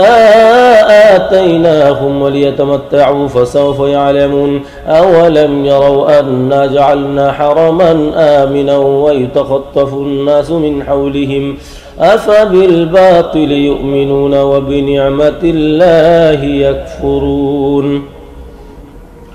ومن أظلم ممن افترى على الله كذبا أو كذب بالحق لما جاء أليس في جهنم مثوى للكافرين والذين جاهدوا فينا لنهدينهم سبلنا وإن الله لمع المحسنين بسم الله الرحمن الرحيم ألف لام ميم غلبت الروم في أدنى الأرض وهم من بعد غلبهم سيغلبون في بضع سنين لله الأمر من قبل ومن بعد ويومئذ يفرح المؤمنون بنصر الله ينصر من يشاء وهو العزيز الرحيم وعد الله لا يخلف الله وعده ولكن أكثر الناس لا يعلمون ظاهرا من الحياة الدنيا وهم عن الآخرة هم غافلون أولم يتفكروا في أنفسهم ما خلق الله السماوات والأرض وما بينهما إلا بالحق وأجل مسمى وإن كثيرا من الناس بلقاء ربهم لكافرون أولم يسيروا في الأرض فينظروا كيف كان عاقبة الذين من قبلهم كانوا أشد منهم قوة وأثاروا الأرض وعمروها أكثر مما عمروها وجاءتهم رسلهم بالبينات فما كان الله ليظلمهم ولكن كانوا أنفسهم يظلمون ثم كان عاقبة الذين أساءوا السوء أن كذبوا بآيات الله وكانوا بها يستهزئون الله يبدأ الخلق ثم يعيده ثم إليه ترجعون ويوم تقوم الساعة يبلس المجرمون ولم يكن لهم من شركائهم شفعاء وكانوا بشركائهم كافرين ويوم تقوم الساعة يومئذ يتفرقون فأما الذين آمنوا وعملوا الصالحات فهم في روضة يحبرون وأما الذين كفروا وكذبوا بآياتنا ولقاء الآخرة فأولئك في العذاب محضرون فسبحان الله حين تمسون وحين تصبحون وله الحمد في السماوات والأرض وعشيا وحين تظهرون يخرج الحي من الميت ويخرج الميت من الحي ويحيي الأرض بعد موتها وكذلك تخرجون ومن آياته أن خلقكم من تراب ثم إذا أنتم بشر تنتشرون ومن آياته أن خلق لكم من أنفسكم أزواجا لتسكنوا إليها وجعل بينكم مودة ورحمة إن في ذلك لآيات لقوم يتفكرون ومن آياته خلق السماوات والأرض واختلاف ألسنتكم وألوانكم إن في ذلك لآيات للعالمين ومن آياته منامكم بالليل والنهار وابتغاؤكم من فضله إن في ذلك لآيات لقوم يسمعون ومن آياته يريكم البرق خوفا وطمعا وينزل من السماء ماء فيحيي به الأرض بعد موتها إن في ذلك لآيات لقوم يعقلون ومن آياته أن تقوم السماء والأرض بأمره ثم إذا دعاكم دعوة من الأرض إذا أنتم تخرجون وله من في السماوات والأرض كل له قانتون وهو الذي يبدأ الخلق ثم يعيده وهو أهون عليه وله المثل الأعلى في السماوات والأرض وهو العزيز الحكيم ضرب لكم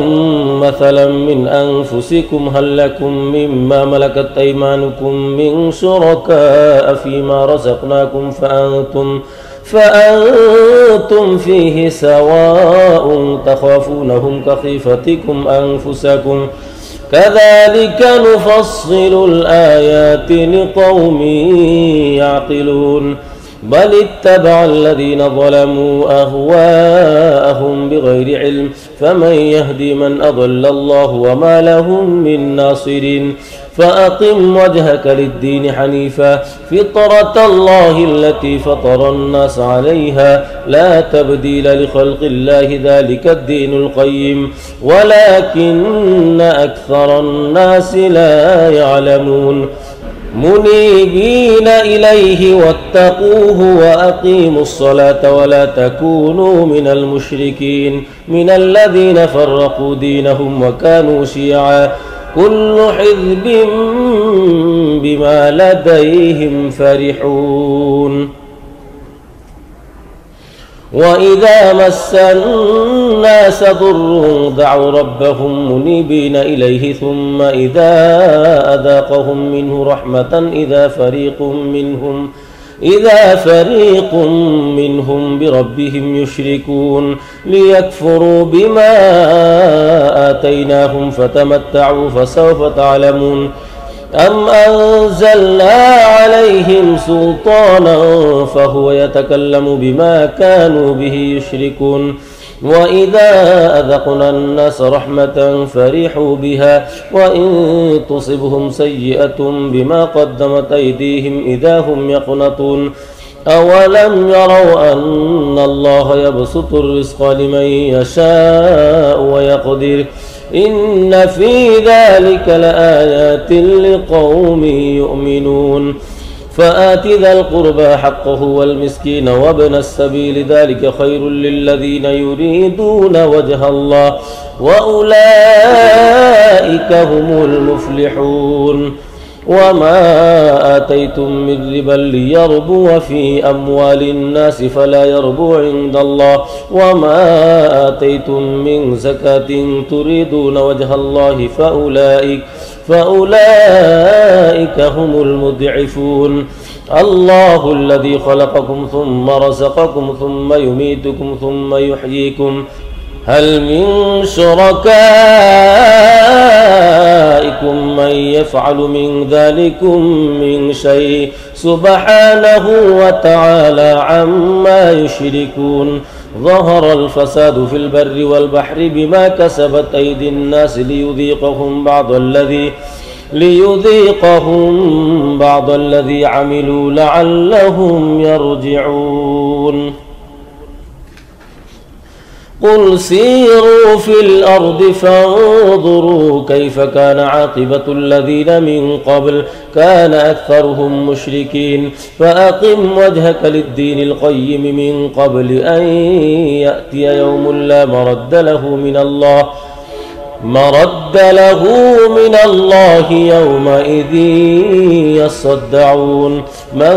كفر فعليه كفره ومن عمل صالحا فلأنفسهم يمهدون ليجزي الذين آمنوا وعملوا الصالحات من فضله إنه لا يحب الكافرين ومن آياته أن يرسل الرياح مبشرات وليذيقكم من رحمته ولتجري الفلك بأمره ولتبتغوا من فضله ولعلكم تشكرون ولقد أرسلنا من قبلك رسلا إلى قومهم فجاءوهم بالبينات فانتقمنا من الذين أجرموا وكان حقا علينا نصر المؤمنين الله الذي يرسل الرياح فتثير سحابا فيبسطه في السماء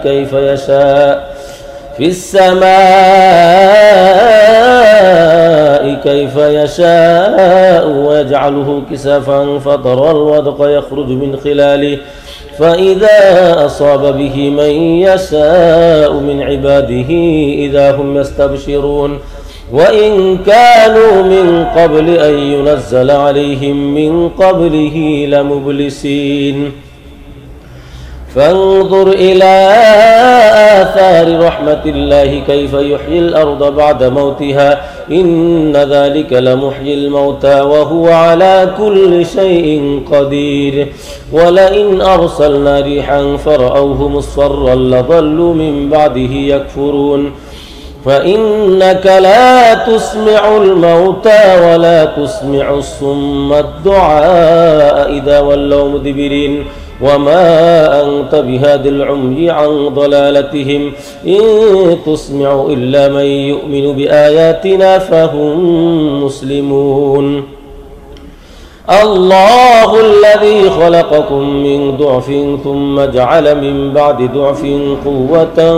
ثم جعل من بعد قوة ضعفا وشيبا يخلق ما يشاء وهو العليم القدير ويوم تقوم الساعة يقسم المجرمون ما لبثوا غير ساعة كذلك كانوا يؤفكون وقال الذين أوتوا العلم والإيمان لقد لبثتم في كتاب الله إلى يوم البعث فهذا يوم البعث ولكنكم كنتم لا تعلمون فيومئذ لا ينفع الذين ظلموا معذرتهم ولا هم يستعتبون ولقد ضربنا للناس في هذا القرآن من كل مثل ولئن جئتهم بآية ليقولن الذين كفروا إن أنتم إلا مبطلون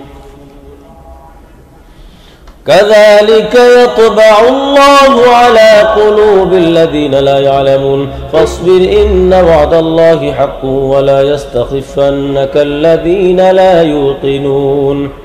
بسم الله الرحمن الرحيم ألف لام ميم تلك آيات الكتاب الحكيم هدى ورحمة للمحسنين الذين يقيمون الصلاة ويؤتون الزكاة وهم بالآخرة هم يوقنون أولئك على هدى من ربهم وأولئك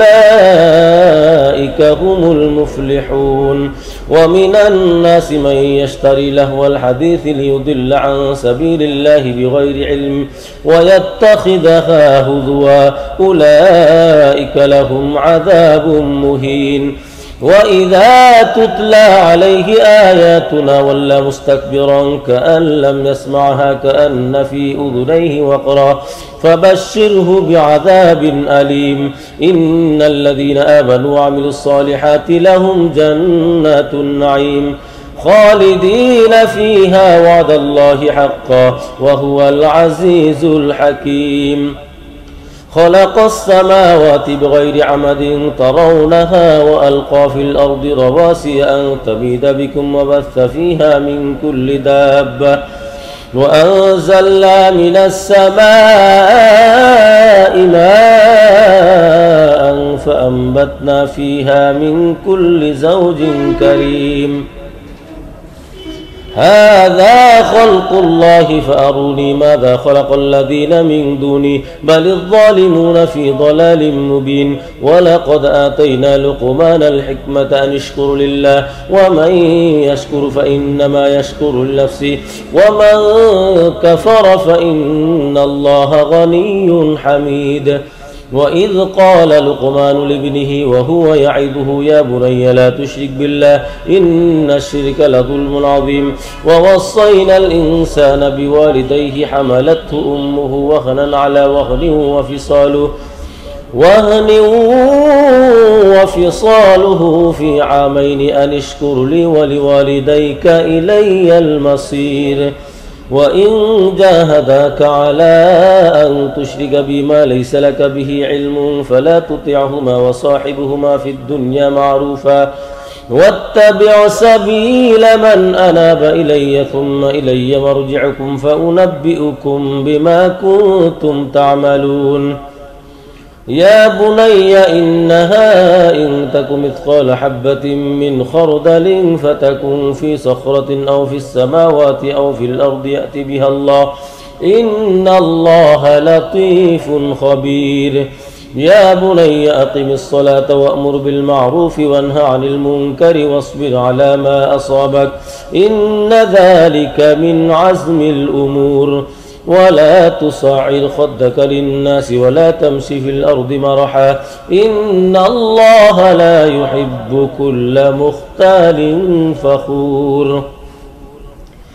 واقصد في مشيك واغضض من صوتك إن أنكر الأصوات لصوت الحمير ألم تروا أن الله سخر لكم ما في السماوات وما في الأرض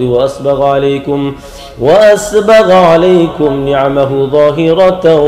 وباطنة ومن الناس من يجادل في الله بغير علم ولا هدى ولا كتاب منير وإذا قيل لهم اتبعوا ما أنزل الله قالوا بل نتبع ما وجدنا عليه آباءنا أولو كان الشيطان يدعوهم إلى عذاب السعير ومن يسلم وجهه إلى الله وهو محسن فقد استمسك بالعروة الوثقى وإلى الله عاقبة الأمور ومن كفر فلا يحزنك كفره إلينا مرجعهم فننبئهم بما عملوا إن الله عليم بذات الصدور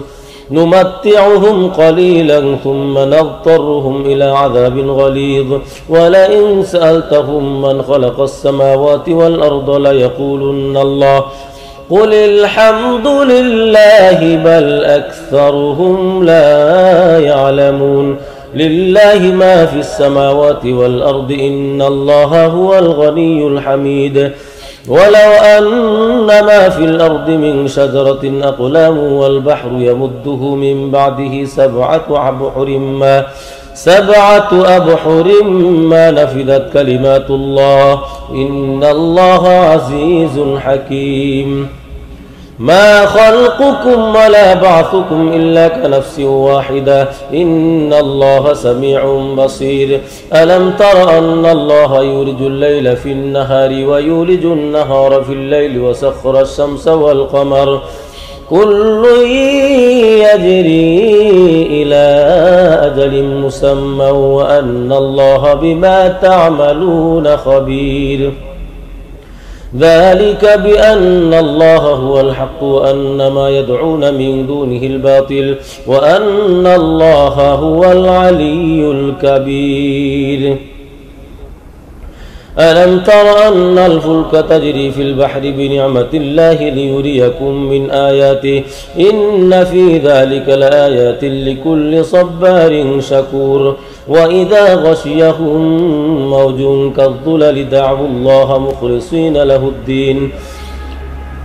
فلما نجاهم إلى البر فمنهم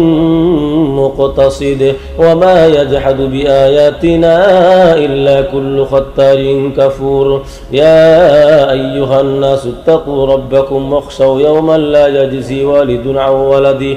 ولا مولود هو جاز عن والده شيئا إن وعد الله حق فلا تغرنكم الحياة الدنيا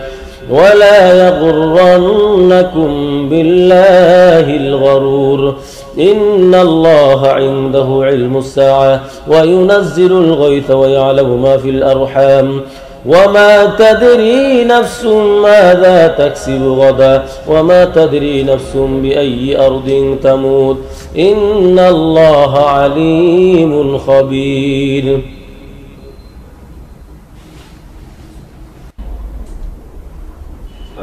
بسم الله الرحمن الرحيم ألف لام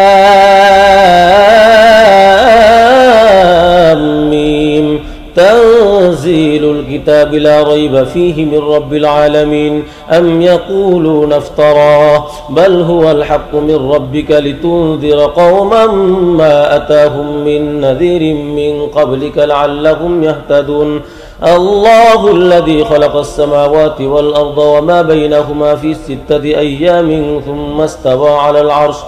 ما لكم من دونه من ولي ولا شفيع أفلا تتذكرون يدبر الأمر من السماء إلى الأرض ثم يعرج إليه في يوم كان مقداره 1000 سنة مما تعدون ذلك عالم الغيب والشهادة العزيز الرحيم الذي أحسن كل شيء خلقه وبدأ خلق الإنسان من طين ثم جعل نسله من سلالة من ماء مهين ثم سواه ونفخ فيه من روحه وجعل لكم السمع والأبصار والأفئدة قليلا ما تشكرون وقالوا أئذا ضللنا في الأرض أئنا لفي خلق جديد بل هم بلقاء ربهم كافرون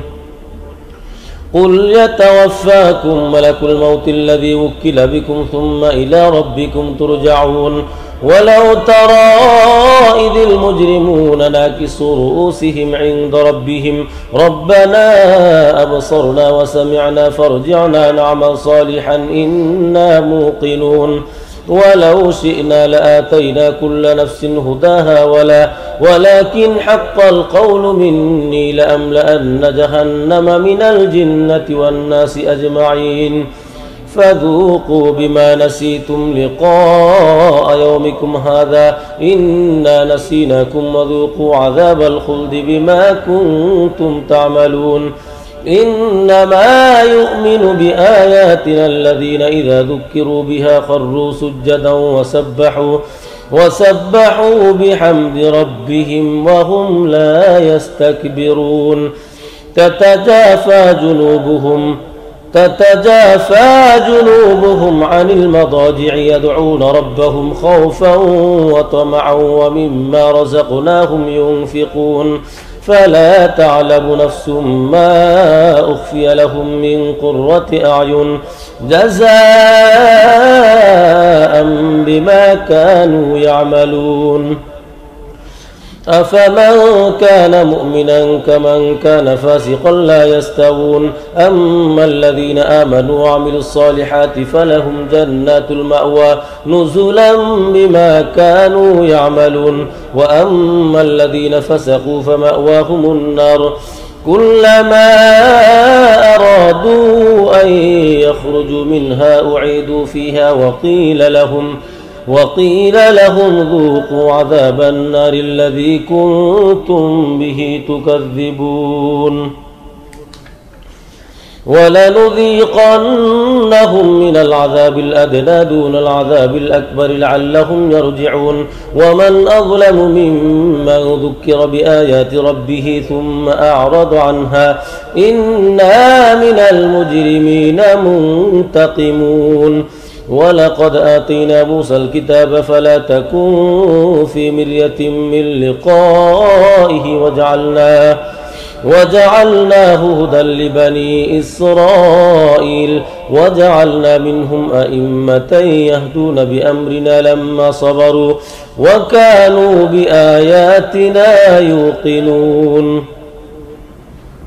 إن ربك هو يفصل بينهم يوم القيامة فيما كانوا فيه يختلفون أولم يهد لهم كم أهلكنا من قبلهم من القرون يمشون في مساكنهم إن في ذلك لآيات أفلا يسمعون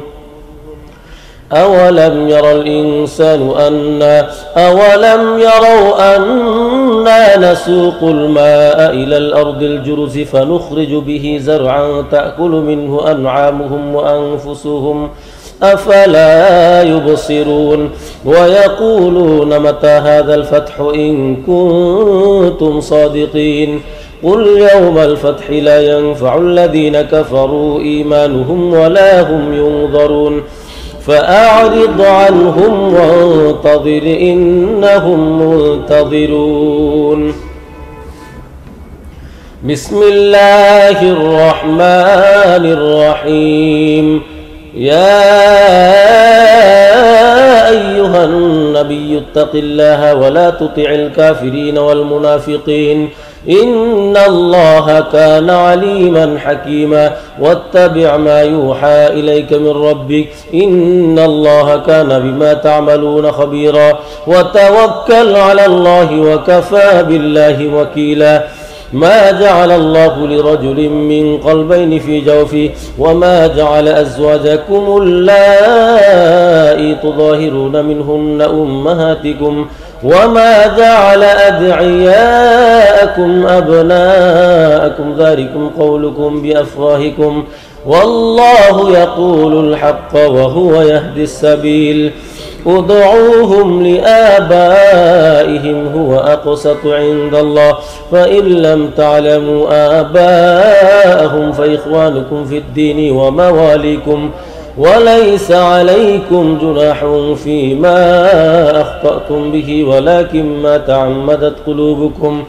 وكان الله غفورا رحيما النبي أولى بالمؤمنين من أنفسهم وأزواجه أمهاتهم وأولو الأرحام بعضهم أولى ببعض في كتاب الله من المؤمنين والمهاجرين إلا أن تفعلوا إلى أوليائكم معروفا كان ذلك في الكتاب مسطورا وإذ أخذنا من النبيين ميثاقهم ومنك ومن نوح وإبراهيم وموسى وعيسى بن مريم وأخذنا منهم ميثاقا غليظا ليسأل الصادقين عن صدقهم وأعد للكافرين عذابا أليما يا أيها الذين آمنوا اذكروا نعمة الله عليكم إذ جاءتكم جنود فأرسلنا عليهم ريحا وجنودا لم تروها وكان الله بما تعملون بصيرا إذ جاءوكم من فوقكم ومن أسفل منكم وإذ زاغت الأبصار وبلغت القلوب الحناجر وتظنون بالله الظنونا هنالك ابتلي المؤمنون وزلزلوا زلزالا شديدا وإذ يقول المنافقون والذين في قلوبهم مرض ما وعدنا الله ورسوله إلا غرورا وإذ قالت طائفة منهم يا أهل يثرب وإذ قالت طائفة منهم يا أهل يثرب لا مقام لكم فارجعوا ويستأذن فريق منهم النبي يقولون إن بيوتنا عورة وما هي بعورة إن يريدون إلا فرارا ولو دخلت عليهم من أقطارها ثم سئلوا الفتنة لآتوها وما تلبثوا بها إلا يسيرا ولقد كانوا عاهدوا الله من قبل لا يولون الأدبار وكان عهد الله مسؤولا قل لن ينفعكم الفرار إن فررتم من الموت أو القتل وإذا لا تمتعون إلا قليلا قل من ذا الذي يعصمكم من الله إن أراد بكم سوءا أو أراد بكم رحمة ولا يجدون لهم من دون الله وليا ولا نصيرا قد يعلم الله المعوقين منكم والقائلين لإخوانهم هلم إلينا ولا يأتون البأس إلا قليلا أشحة عليكم فإذا جاء الخوف رأيتهم ينظرون إليك تدور أعينهم كالذي يغشى عليه من الموت فإذا ذهب الخوف سلقوكم بألسنة حداد نشيحة على الخير أولئك لم يؤمنوا فأحبط الله أعمالهم وكان ذلك على الله يسيرا يحسبون الأحزاب لم يذهبوا وإن يأتي الأحزاب يودوا لو أنهم بادون في الأعراب يسألون عن أنبائكم ولو كانوا فيكم ما قاتلوا إلا قليلا لقد كان لكم في رسول الله أسوة حسنة لمن كان يرجو الله واليوم الآخر وذكر الله كثيرا ولما رأى المؤمنون الأحزاب قالوا هذا ما وعدنا الله ورسوله وصدق الله ورسوله وما زادهم إلا إيمانا وتسليما من المؤمنين رجال صدقوا ما عاهدوا الله عليه فمنهم من قضى نحبه ومنهم من ينتظر وما بدلوا تبديلا ليجزي الله الصادقين بصدقهم ويعذب المنافقين إن شاء أو يتوب عليهم إن الله كان غفورا رحيما ورد الله الذين كفروا بغيظهم لم ينالوا خيرا وكفى الله المؤمنين القتال وكان الله قويا عزيزا وأنزل الذين ظاهروهم من أهل الكتاب من صياصيهم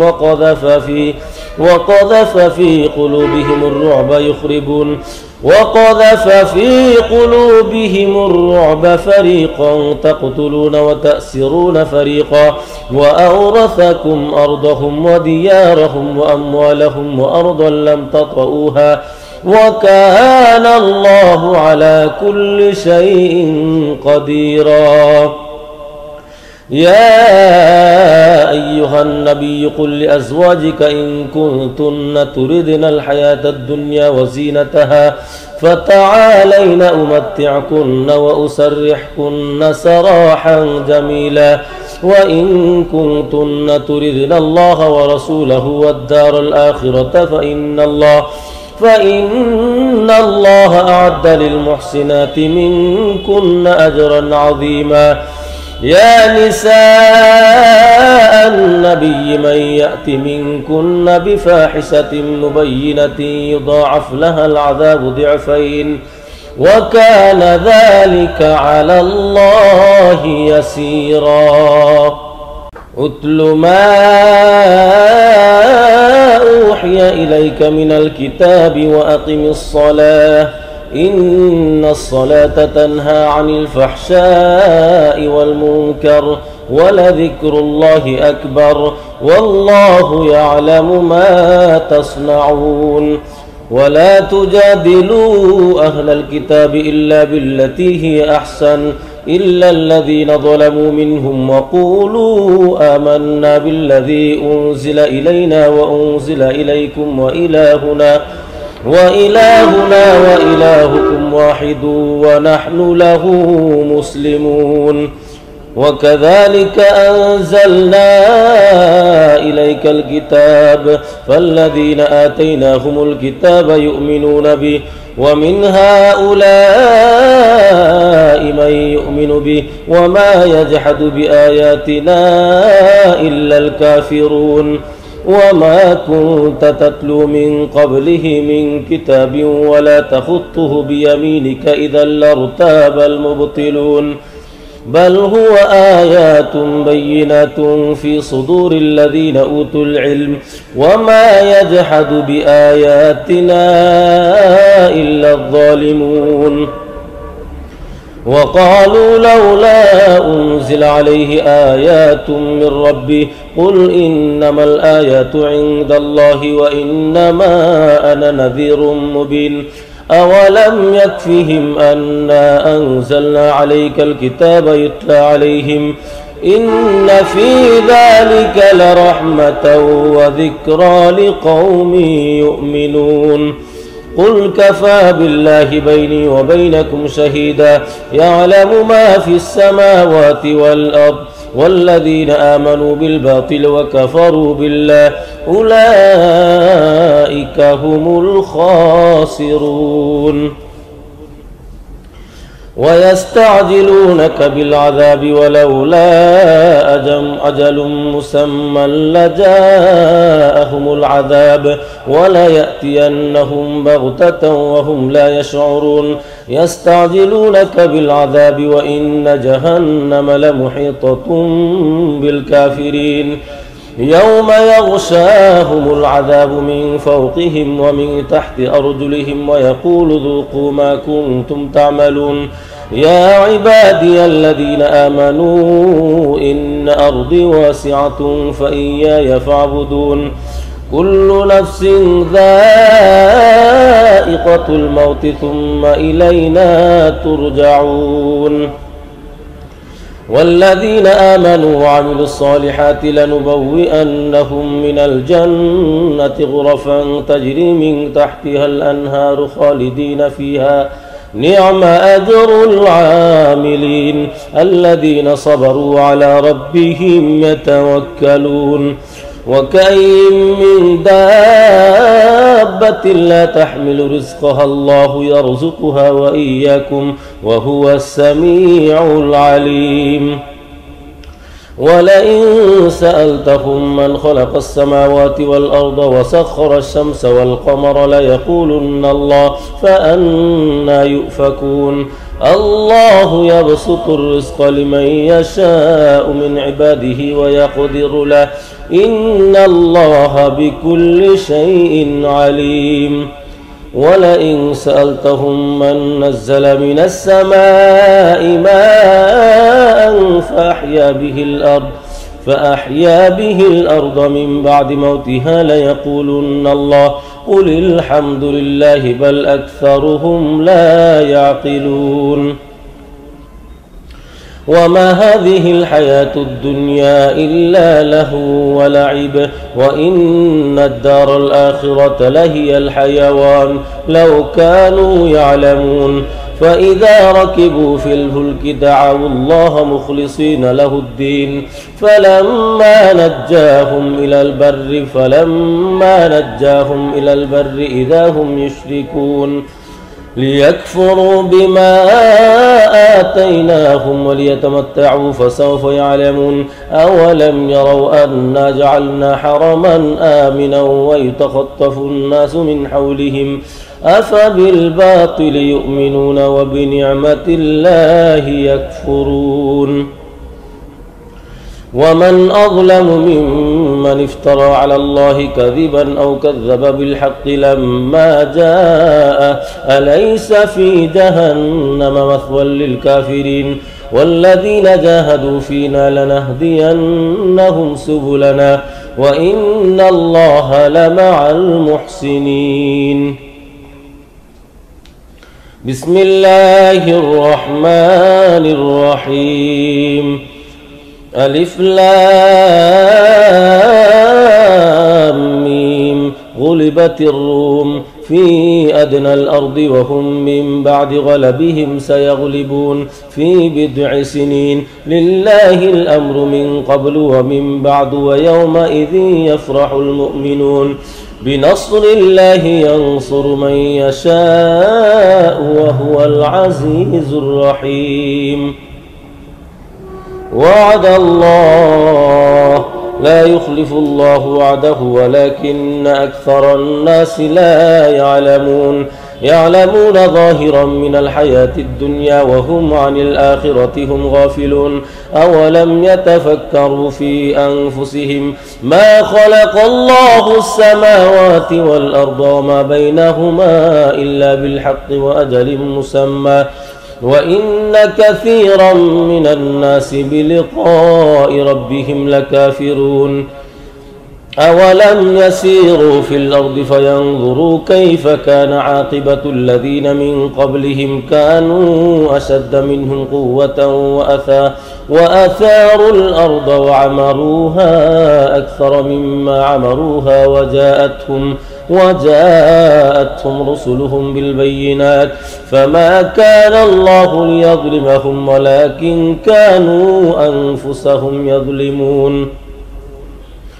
ثم كان عاقبة الذين أساءوا السوء أن كذبوا بآيات الله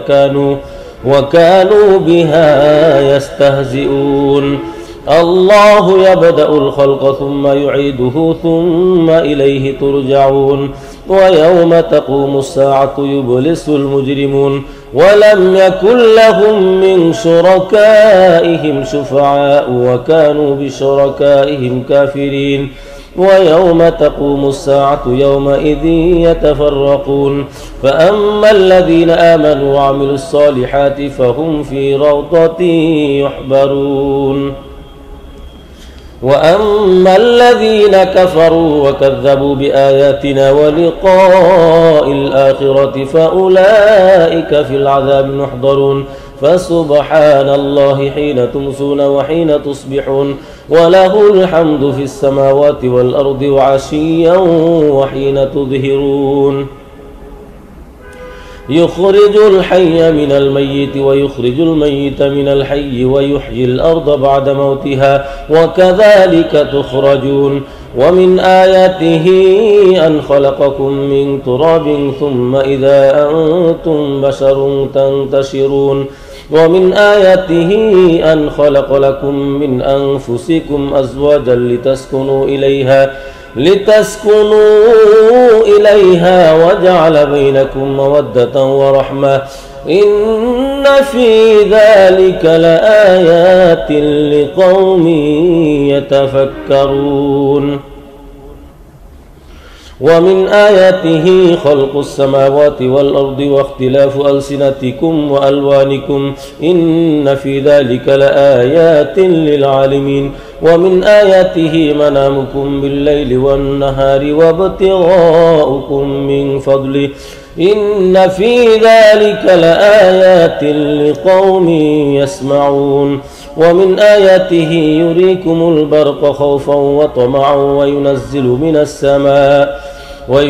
من السماء ماء فيحيي به الأرض بعد موتها إن في ذلك لآيات لقوم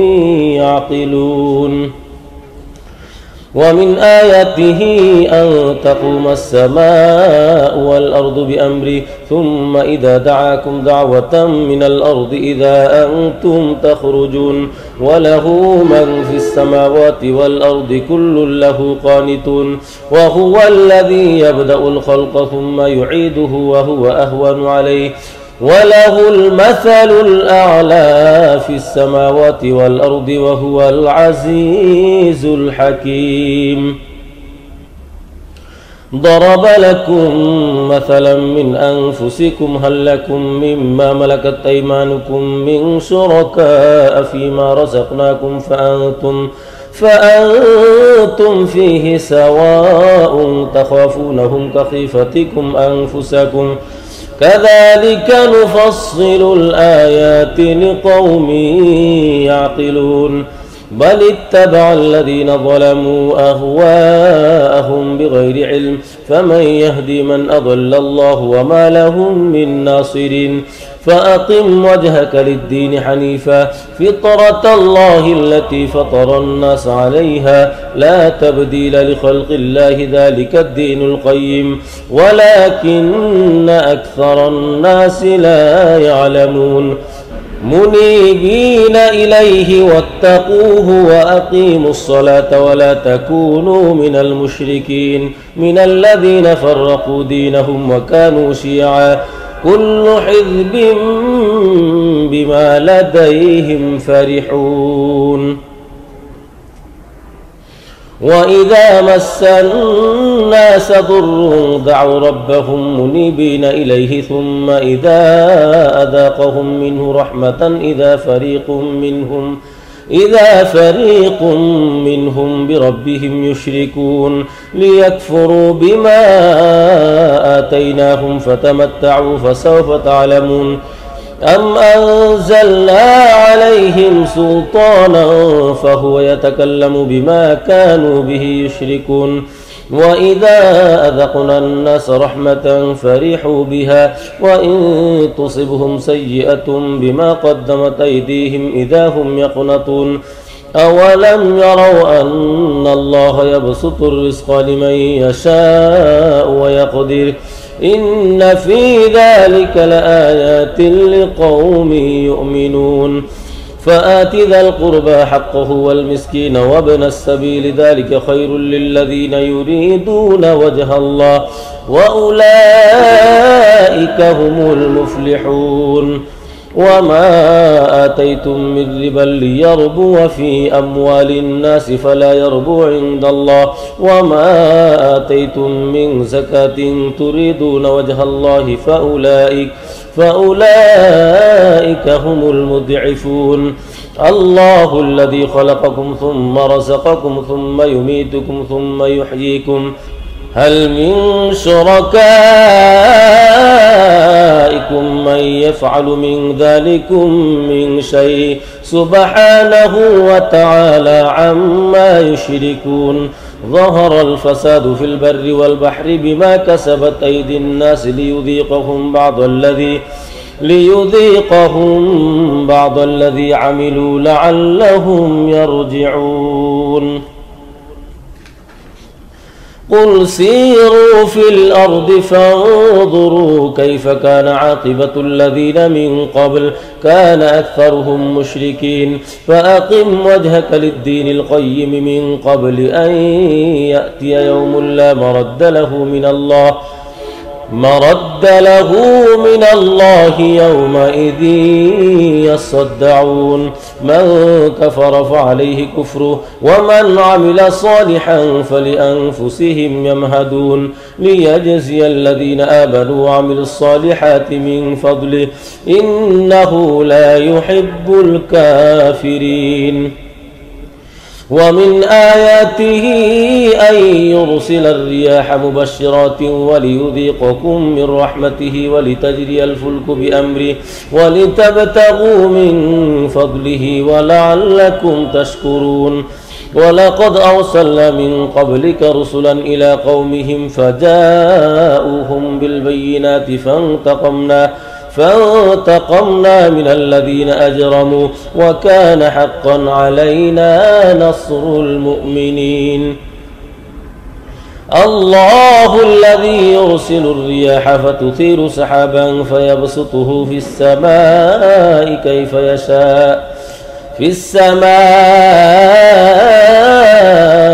كيف يشاء ويجعله كسفا فترى الودق يخرج من خلاله فإذا أصاب به من يشاء من عباده إذا هم يستبشرون وإن كانوا من قبل أن ينزل عليهم من قبله لمبلسين فانظر إلى آثار رحمة الله كيف يحيي الأرض بعد موتها إن ذلك لمحيي الموتى وهو على كل شيء قدير ولئن أرسلنا ريحا فرأوه مصفرا لظلوا من بعده يكفرون فإنك لا تسمع الموتى ولا تسمع الصم الدعاء إذا ولوا مدبرين وما أنت بهاد العمي عن ضلالتهم إن تسمع إلا من يؤمن بآياتنا فهم مسلمون الله الذي خلقكم من ضعف ثم جعل من بعد ضعف قوة ثم جعل من بعد قوة ضعفا وشيبا يخلق ما يشاء وهو العليم القدير ويوم تقوم الساعة يقسم المجرمون ما لبثوا غير ساعة كذلك كانوا يؤفكون وقال الذين أوتوا العلم والإيمان لقد لبثتم في كتاب الله إلى يوم البعث فهذا يوم البعث ولكنكم كنتم لا تعلمون فيومئذ لا ينفع الذين ظلموا معذرتهم ولا هم يستعتبون ولقد ضربنا للناس في هذا القرآن من كل مثل ولئن جئتهم بآية ليقولن الذين كفروا إن أنتم إلا مبطلون كذلك يطبع الله على قلوب الذين لا يعلمون فاصبر إن وعد الله حق ولا يستخفنك الذين لا يوقنون بسم الله الرحمن الرحيم ألف لام ميم تلك آيات الكتاب الحكيم هدى ورحمة للمحسنين الذين يقيمون الصلاة ويؤتون الزكاة وهم بالآخرة هم يوقنون أولئك على هدى من ربهم وأولئك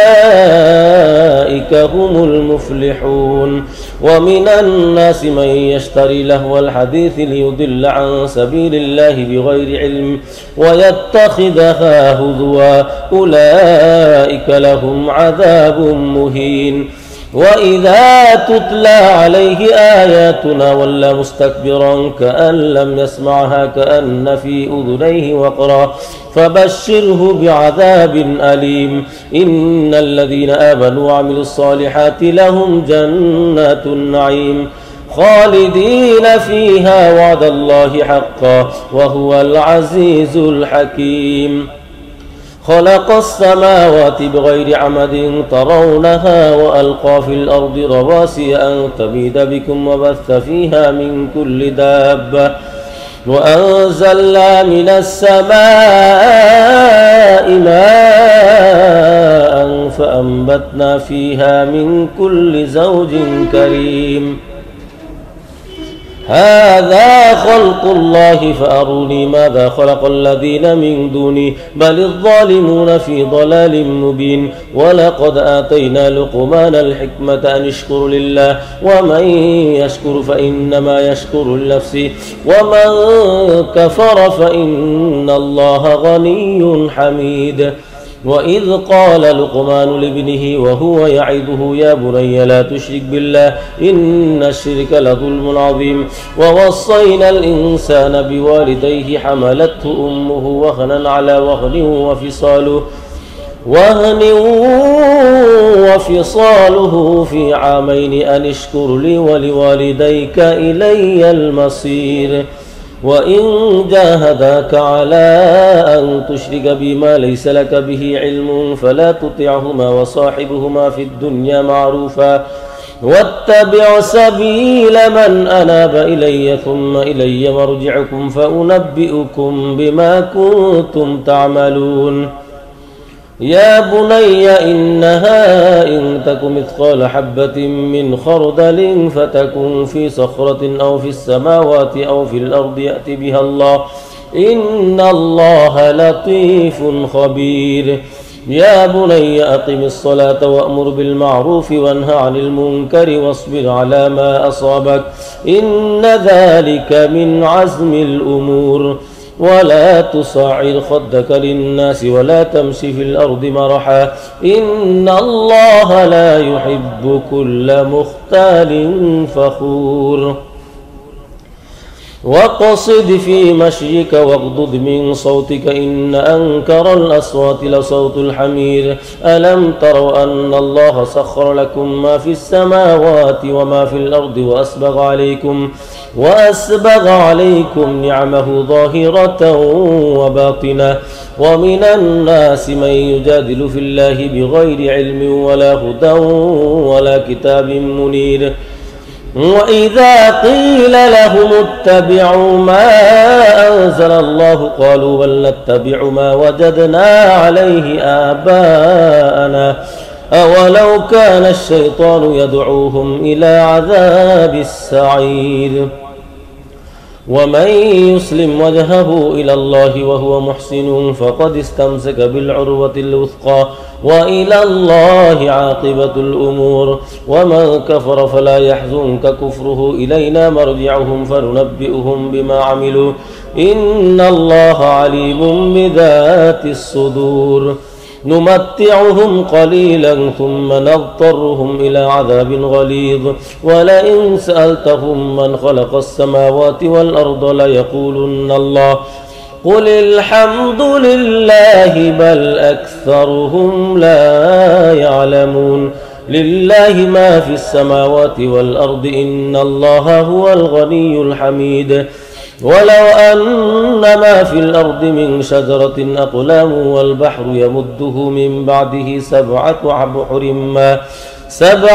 أبحر ما نفذت كلمات الله إن الله عزيز حكيم ما خلقكم ولا بعثكم إلا كنفس واحدة إن الله سميع بصير ألم تر أن الله يولج الليل في النهار ويولج النهار في الليل وسخر الشمس والقمر كل يجري إلى أجل مسمى وأن الله بما تعملون خبير ذلك بأن الله هو الحق وأن ما يدعون من دونه الباطل وأن الله هو العلي الكبير ألم تر أن الفلك تجري في البحر بنعمة الله ليريكم من آياته إن في ذلك لآيات لكل صبار شكور وإذا غشيهم موج كالظلل دعوا الله مخلصين له الدين فلما نجاهم إلى البر فمنهم مقتصد وما يجحد بآياتنا إلا كل ختار كفور يا أيها الناس اتقوا ربكم واخشوا يوما لا يجزي والد عن ولده ولا مولود هو جاز عن والده شيئا إن وعد الله حق فلا تغرنكم الحياة الدنيا ولا يغرنكم بالله الغرور إن الله عنده علم الساعة وينزل الغيث ويعلم ما في الأرحام وما تدري نفس ماذا تكسب غدا وما تدري نفس بأي أرض تموت إن الله عليم خبير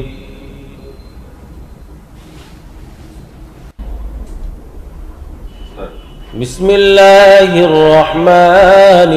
الرحيم ألف لام ميم تنزيل الكتاب لا ريب فيه من رب العالمين أم يقولون افتراه بل هو الحق من ربك لتنذر قوما ما أتاهم من نذير من قبلك لعلهم يهتدون الله الذي خلق السماوات والأرض وما بينهما في 6 أيام ثم استوى على العرش ما لكم من دونه من ولي ولا شفيع أفلا تتذكرون يدبر الأمر من السماء إلى الأرض ثم يعرج إليه في يوم كان مقداره 1000 سنة مما تعدون ذلك عالم الغيب والشهادة العزيز الرحيم الذي أحسن كل شيء خلقه وبدأ خلق الإنسان من طين ثم جعل نسله من سلالة من ماء مهين ثم سواه ونفخ فيه من روحه وجعل لكم السمع والأبصار والأفئدة قليلا ما تشكرون وقالوا أئذا ضللنا في الأرض أئنا لفي خلق جديد بل هم بلقاء ربهم كافرون قل يتوفاكم ملك الموت الذي وكل بكم ثم إلى ربكم ترجعون ولو ترى إذ المجرمون ناكسوا رؤوسهم عند ربهم ربنا أبصرنا وسمعنا فارجعنا نعمل صالحا إنا موقنون ولو شئنا لآتينا كل نفس هداها ولكن حق القول مني لأملأن جهنم من الجنة والناس أجمعين فذوقوا بما نسيتم لقاء يومكم هذا إنا نسيناكم وذوقوا عذاب الخلد بما كنتم تعملون إنما يؤمن بآياتنا الذين إذا ذكروا بها خروا سجدا وسبحوا بحمد ربهم وهم لا يستكبرون تتجافى جنوبهم عن المضاجع يدعون ربهم خوفا وطمعا ومما رزقناهم ينفقون فلا تعلم نفس ما أخفي لهم من قرة أعين جزاء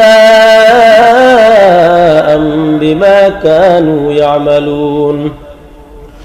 أفمن كان مؤمنا كمن كان فاسقا لا يستوون أما الذين آمنوا وعملوا الصالحات فلهم جنات المأوى نزلا بما كانوا يعملون وأما الذين فسقوا فمأواهم النار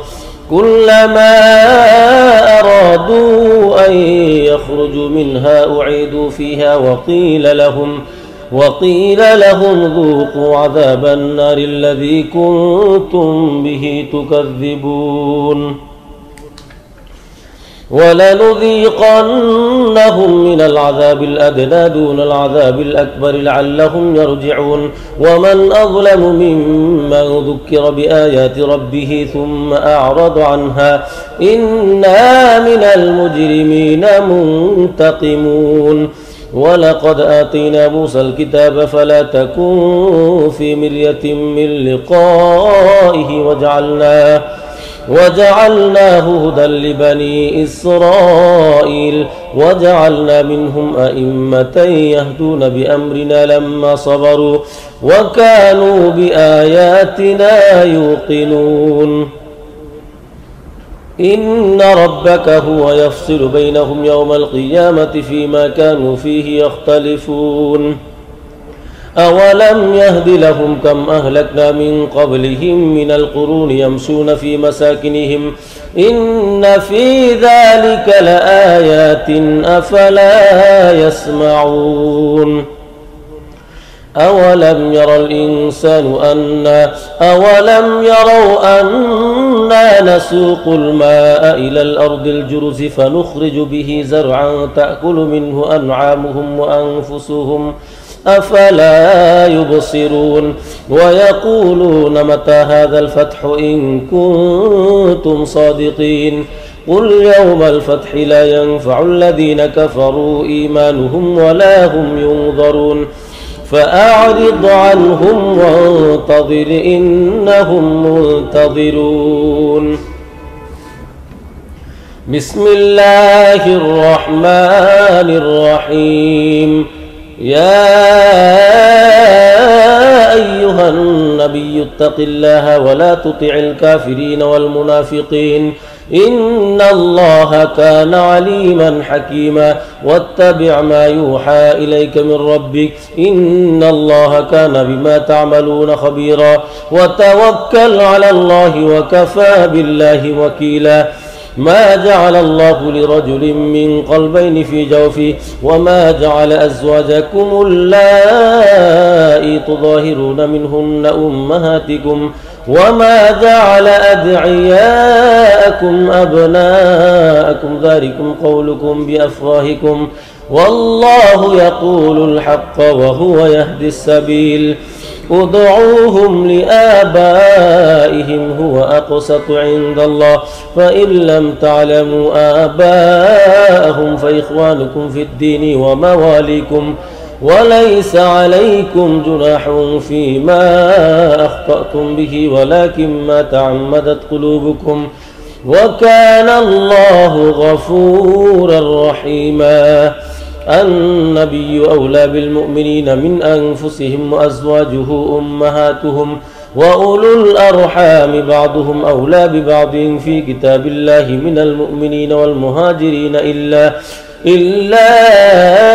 أن تفعلوا إلى أوليائكم معروفا كان ذلك في الكتاب مسطورا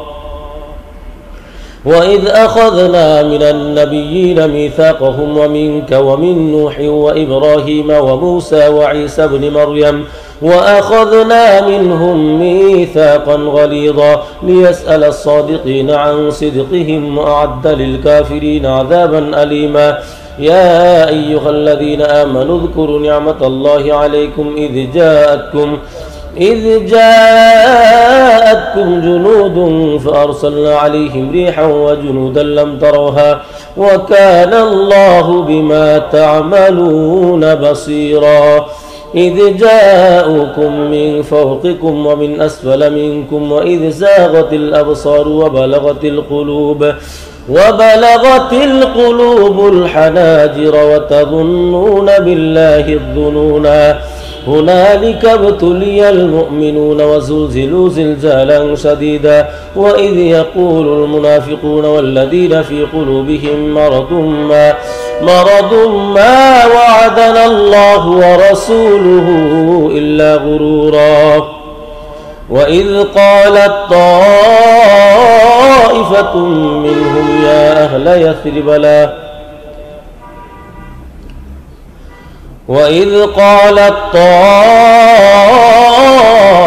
طائفة منهم يا أهل يثرب لا مقام لكم فارجعوا ويستأذن فريق منهم النبي يقولون إن بيوتنا عورة وما هي بعورة إن يريدون إلا فرارا ولو دخلت عليهم من أقطارها ثم سئلوا الفتنة لآتوها وما تلبثوا بها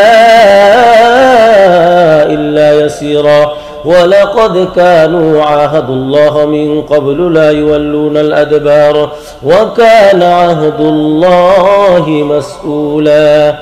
قل لن ينفعكم الفرار إن فررتم من الموت أو القتل وإذا لا تمتعون إلا قليلا قل من ذا الذي يعصمكم من الله إن أراد بكم سوءا أو أراد بكم رحمة ولا يجدون لهم من دون الله وليا ولا نصيرا قد يعلم الله المعوقين منكم والقائلين لإخوانهم هلم إلينا ولا يأتون البأس إلا قليلا أشحة عليكم فإذا جاء الخوف رأيتهم ينظرون إليك تدور أعينهم كالذي يغشى عليه من الموت فإذا ذهب الخوف سلقوكم بألسنة حداد نشيحة على الخير أولئك لم يؤمنوا فأحبط الله أعمالهم وكان ذلك على الله يسيرا يحسبون الأحزاب لم يذهبوا وإن يأتي الأحزاب يودوا لو أنهم بادون في الأعراب يسألون عن أنبائكم ولو كانوا فيكم ما قاتلوا إلا قليلا لقد كان لكم في رسول الله أسوة حسنة لمن كان يرجو الله واليوم الآخر وذكر الله كثيرا. ولما رأى المؤمنون الأحزاب قالوا هذا ما وعدنا الله ورسوله وصدق الله ورسوله وما زادهم إلا إيمانا وتسليما. من المؤمنين رجال صدقوا ما عاهدوا الله عليه فمنهم من قضى نحبه ومنهم من ينتظر وما بدلوا تبديلا ليجزي الله الصادقين بصدقهم ويعذب المنافقين إن شاء أو يتوب عليهم إن الله كان غفورا رحيما. ورد الله الذين كفروا بغيظهم لم ينالوا خيرا وكفى الله المؤمنين القتال وكان الله قويا عزيزا. وأنزل الذين ظاهروهم من أهل الكتاب من صياصيهم وقذف في قلوبهم الرعب فريقا تقتلون وتأسرون فريقا وأورثكم أرضهم وديارهم وأموالهم وأرضا لم تطئوها وكان الله على كل شيء قديرا. يا أيها النبي قل لأزواجك إن كنتن تردن الحياة الدنيا وزينتها فتعالين أمتعكن وأسرحكن سراحا جميلا وإن كنتن تردن الله ورسوله والدار الآخرة فإن الله أعد للمحسنات منكن أجرا عظيما. يا نساء النبي من يأت منكن بفاحشة مبينة يضاعف لها العذاب ضعفين وكان ذلك على الله يسيرا. أتل ما أوحي إليك من الكتاب وأقم الصلاة إن الصلاة تنهى عن الفحشاء والمنكر ولذكر الله أكبر والله يعلم ما تصنعون. ولا تجادلوا أهل الكتاب إلا بالتي هي أحسن إلا الذين ظلموا منهم وقولوا آمنا بالذي أنزل إلينا وأنزل إليكم وإلهنا وإلهكم واحد ونحن له مسلمون. وكذلك أنزلنا إليك الكتاب فالذين آتيناهم الكتاب يؤمنون به ومن هؤلاء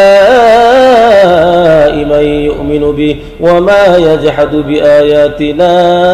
إلا الكافرون. وما كنت تتلو من قبله من كتاب ولا تخطه بيمينك إذا لارتاب المبطلون بل هو آيات بينات في صدور الذين أوتوا العلم وما يجحد بآياتنا إلا الظالمون. وقالوا لولا أنزل عليه آيات من ربه قل إنما الآيات عند الله وإنما أنا نذير مبين. أولم يكفهم أنا أنزلنا عليك الكتاب يتلى عليهم إن في ذلك لرحمة وذكرى لقوم يؤمنون. قل كفى بالله بيني وبينكم شهيدا يعلم ما في السماوات والأرض والذين آمنوا بالباطل وكفروا بالله أولئك هم الخاسرون. ويستعجلونك بالعذاب ولولا أجل مسمى لجاءهم العذاب وليأتينهم بغتة وهم لا يشعرون يستعجلونك بالعذاب وإن جهنم لمحيطة بالكافرين يوم يغشاهم العذاب من فوقهم ومن تحت أرجلهم ويقول ذوقوا ما كنتم تعملون يا عبادي الذين آمنوا إن أرضي واسعة فإياي فاعبدون كل نفس ذائقة الموت ثم إلينا ترجعون والذين آمنوا وعملوا الصالحات لنبوئنهم من الجنة غرفا تجري من تحتها الأنهار خالدين فيها نعم أجر العاملين الذين صبروا على ربهم يتوكلون وكأين من دابة لا تحمل رزقها الله يرزقها وإياكم وهو السميع العليم ولئن سألتهم من خلق السماوات والأرض وسخر الشمس والقمر ليقولن الله فأنى يؤفكون الله يبسط الرزق لمن يشاء من عباده ويقدر له إن الله بكل شيء عليم ولئن سألتهم من نزل من السماء ماء فأحيا به الأرض من بعد موتها ليقولن الله قل الحمد لله بل أكثرهم لا يعقلون وما هذه الحياة الدنيا إلا لهو ولعب وإن الدار الآخرة لهي الحيوان لو كانوا يعلمون فإذا ركبوا في الفلك دعوا الله مخلصين له الدين فلما نجاهم إلى البر إذا هم يشركون ليكفروا بما آتيناهم وليتمتعوا فسوف يعلمون أولم يروا أنا جعلنا حرما آمنا ويتخطف الناس من حولهم أفبالباطل يؤمنون وبنعمة الله يكفرون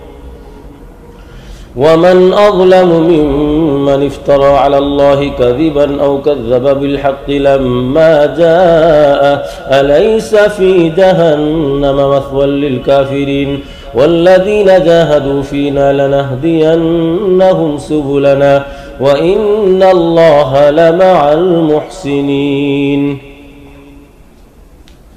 بسم الله الرحمن الرحيم ألف لام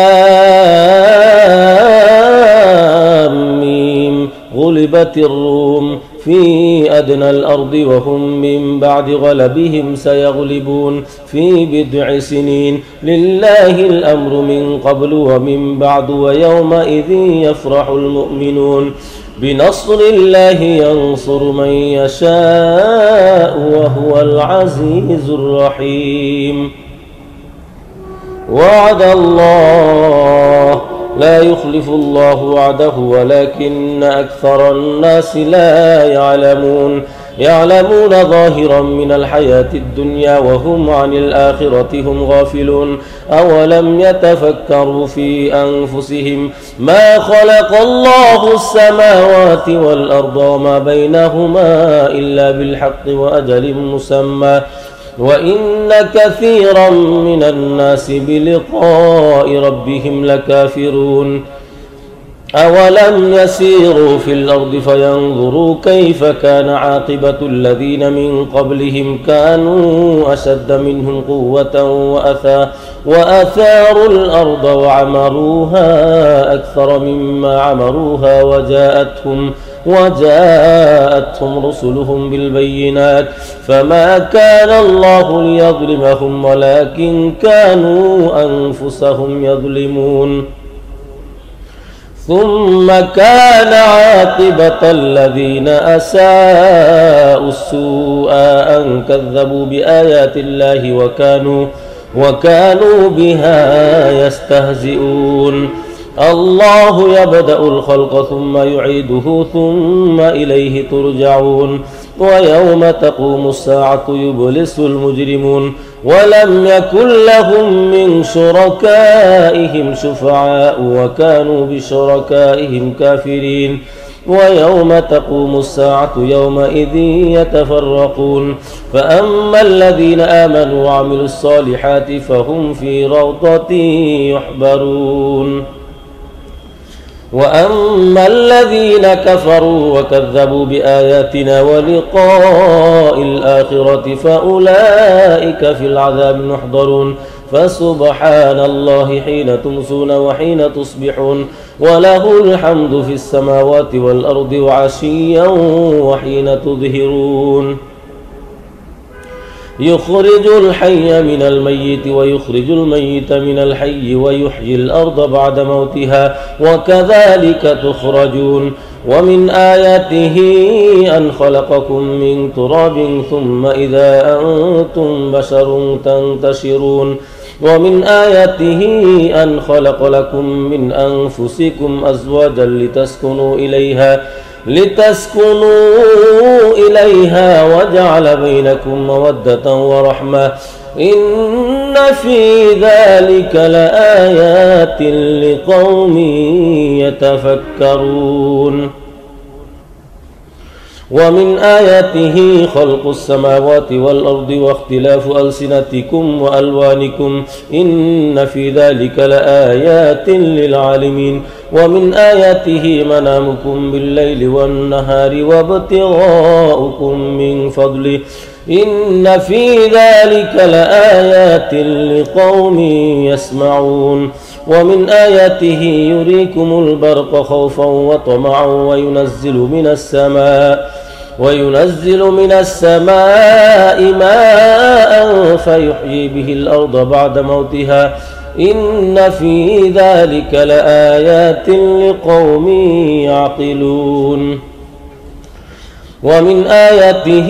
أن تقوم السماء والأرض بأمره ثم إذا دعاكم دعوة من الأرض إذا أنتم تخرجون وله من في السماوات والأرض كل له قانتون. وهو الذي يبدأ الخلق ثم يعيده وهو أهون عليه وله المثل الأعلى في السماوات والأرض وهو العزيز الحكيم.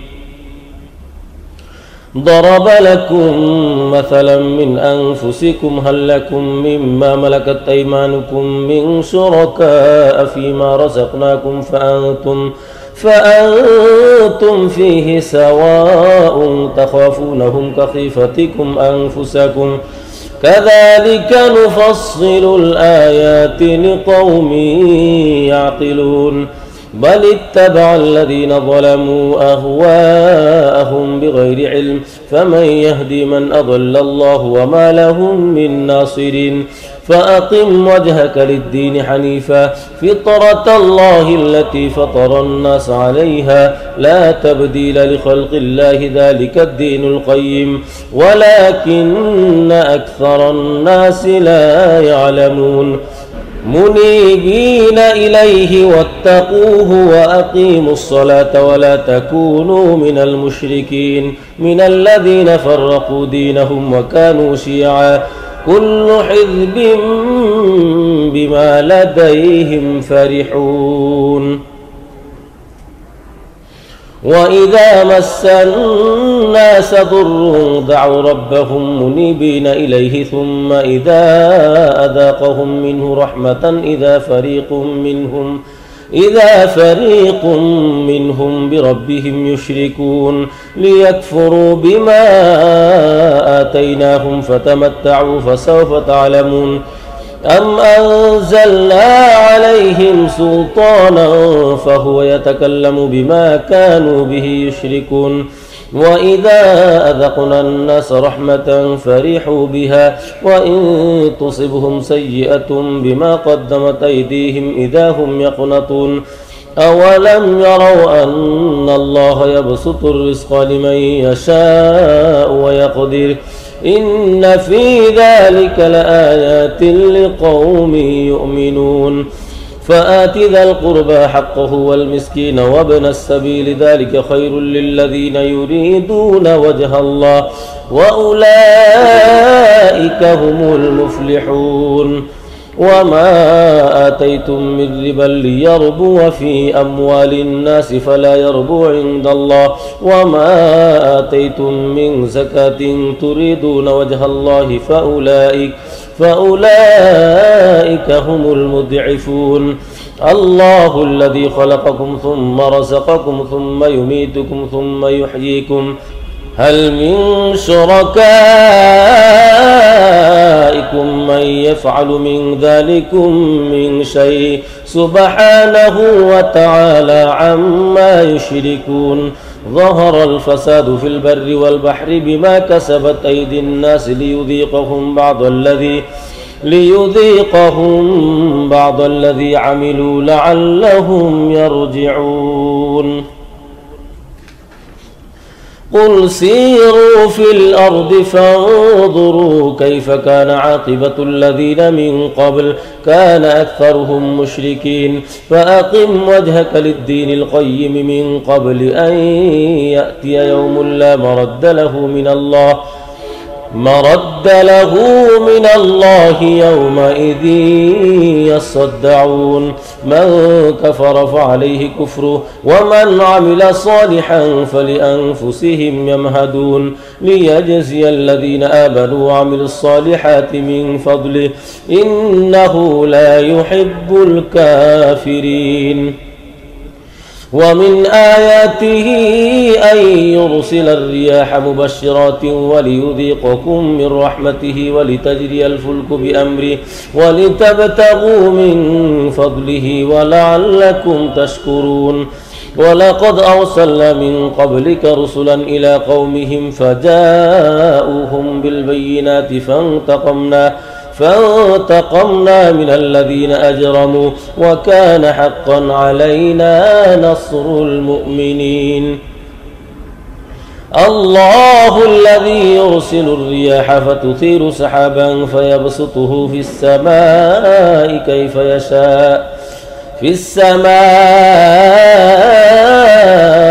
كيف يشاء ويجعله كسافا فترى الودق يخرج من خلاله فإذا أصاب به من يشاء من عباده إذا هم يستبشرون وإن كانوا من قبل أن ينزل عليهم من قبله لمبلسين فانظر إلى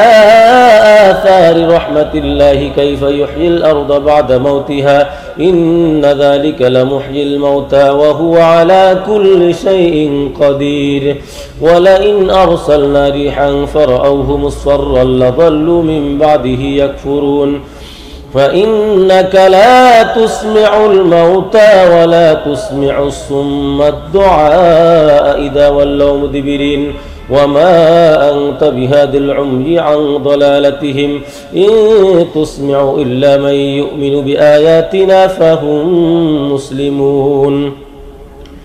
الله الذي خلقكم من ضعف ثم جعل من بعد ضعف قوة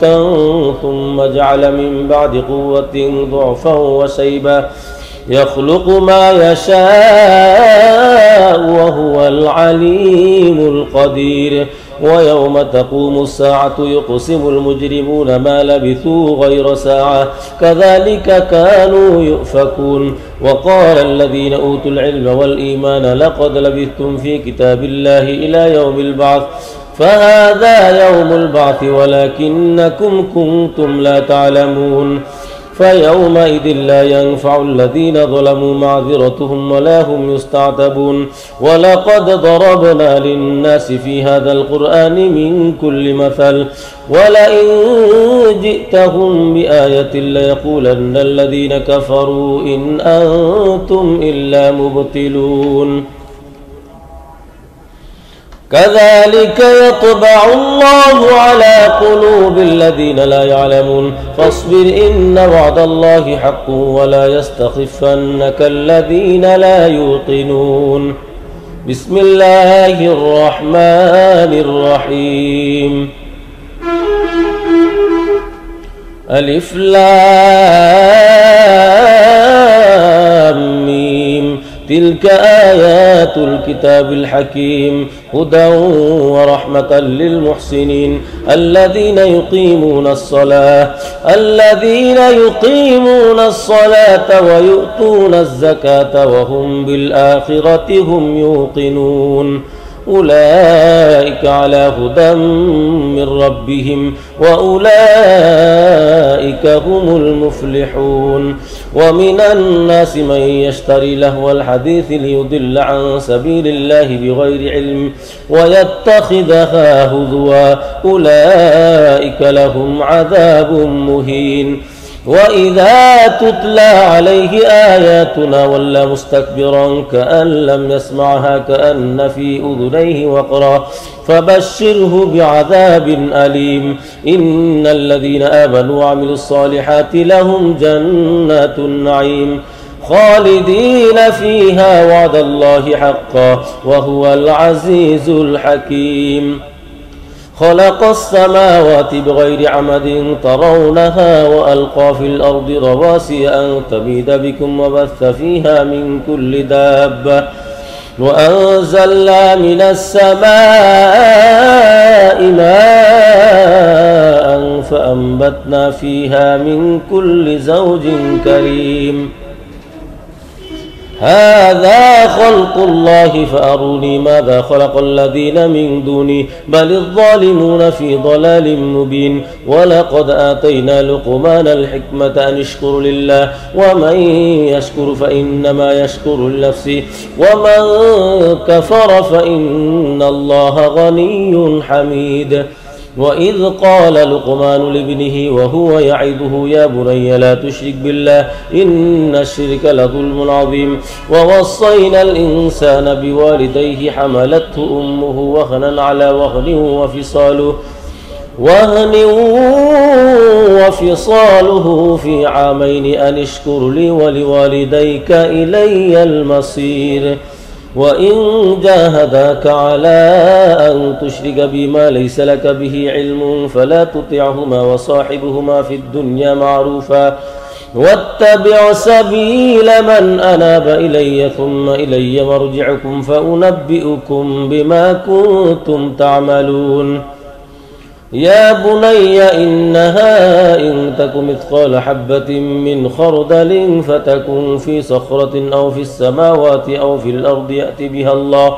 إن الله لطيف خبير يا بني أقم الصلاة وأمر بالمعروف وانه عن المنكر واصبر على ما أصابك إن ذلك من عزم الأمور ولا تصعر خدك للناس ولا تمش في الأرض مرحا إن الله لا يحب كل مختال فخور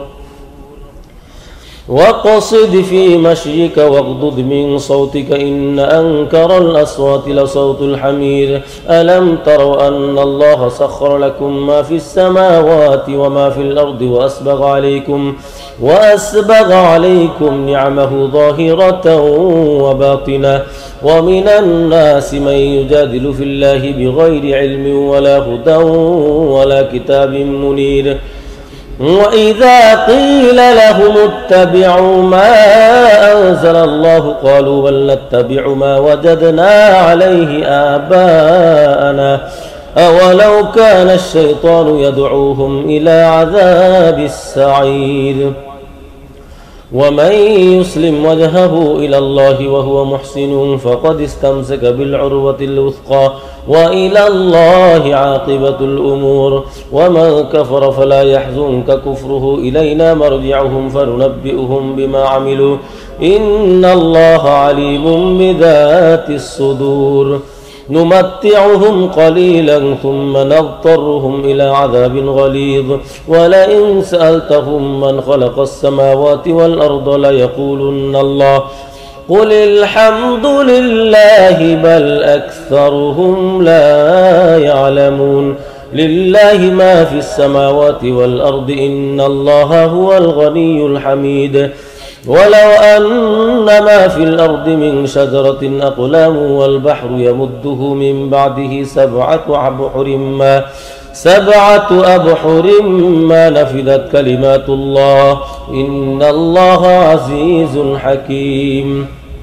ما خلقكم ولا بعثكم إلا كنفس واحدة إن الله سميع بصير ألم تر أن الله يولج الليل في النهار ويولج النهار في الليل وسخر الشمس والقمر كل يجري إلى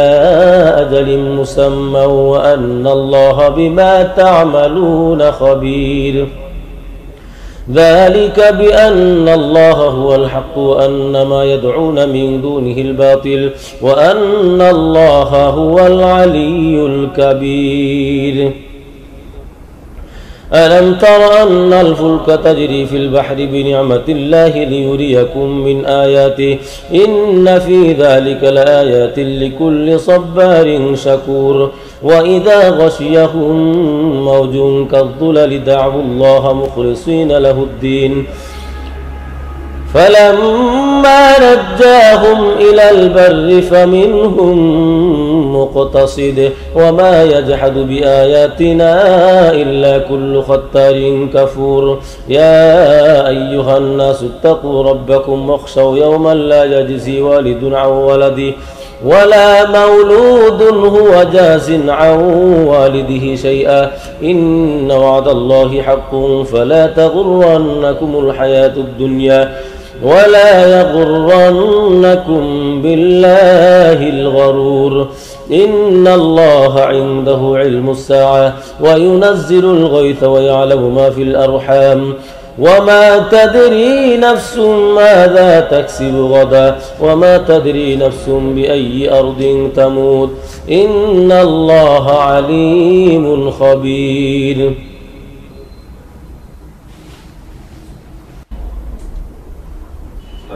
بسم الله الرحمن الرحيم ألف لام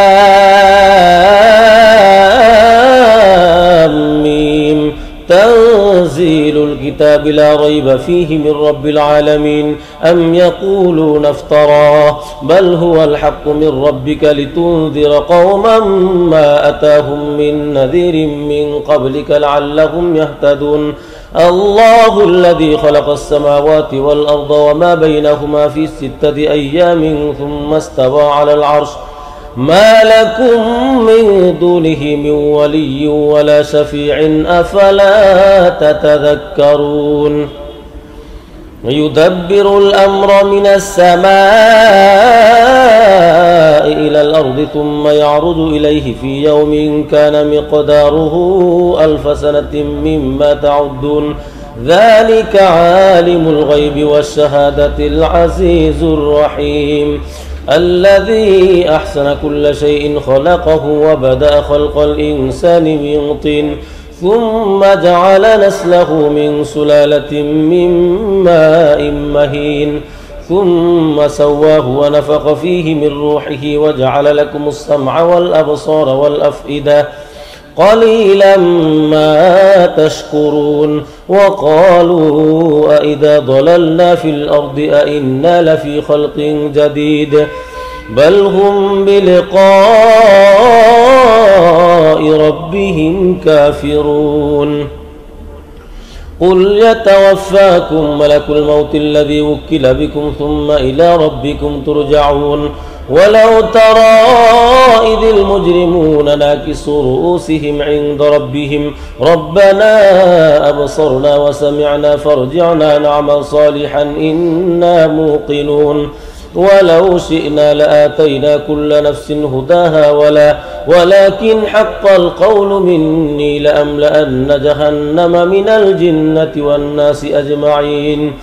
فذوقوا بما نسيتم لقاء يومكم هذا إنا نسيناكم وذوقوا عذاب الخلد بما كنتم تعملون إنما يؤمن بآياتنا الذين إذا ذكروا بها خروا سجدا وسبحوا بحمد ربهم وهم لا يستكبرون تتجافى جنوبهم عن المضاجع يدعون ربهم خوفا وطمعا ومما رزقناهم ينفقون فلا تعلم نفس ما أخفي لهم من قرة أعين جزاء بما كانوا يعملون أفمن كان مؤمنا كمن كان فاسقا لا يستوون أما الذين آمنوا وعملوا الصالحات فلهم جنات المأوى نزلا بما كانوا يعملون وأما الذين فسقوا فمأواهم النار كلما أرادوا أن يخرجوا منها أعيدوا فيها وقيل لهم ذوقوا عذاب النار الذي كنتم به تكذبون ولنذيقنهم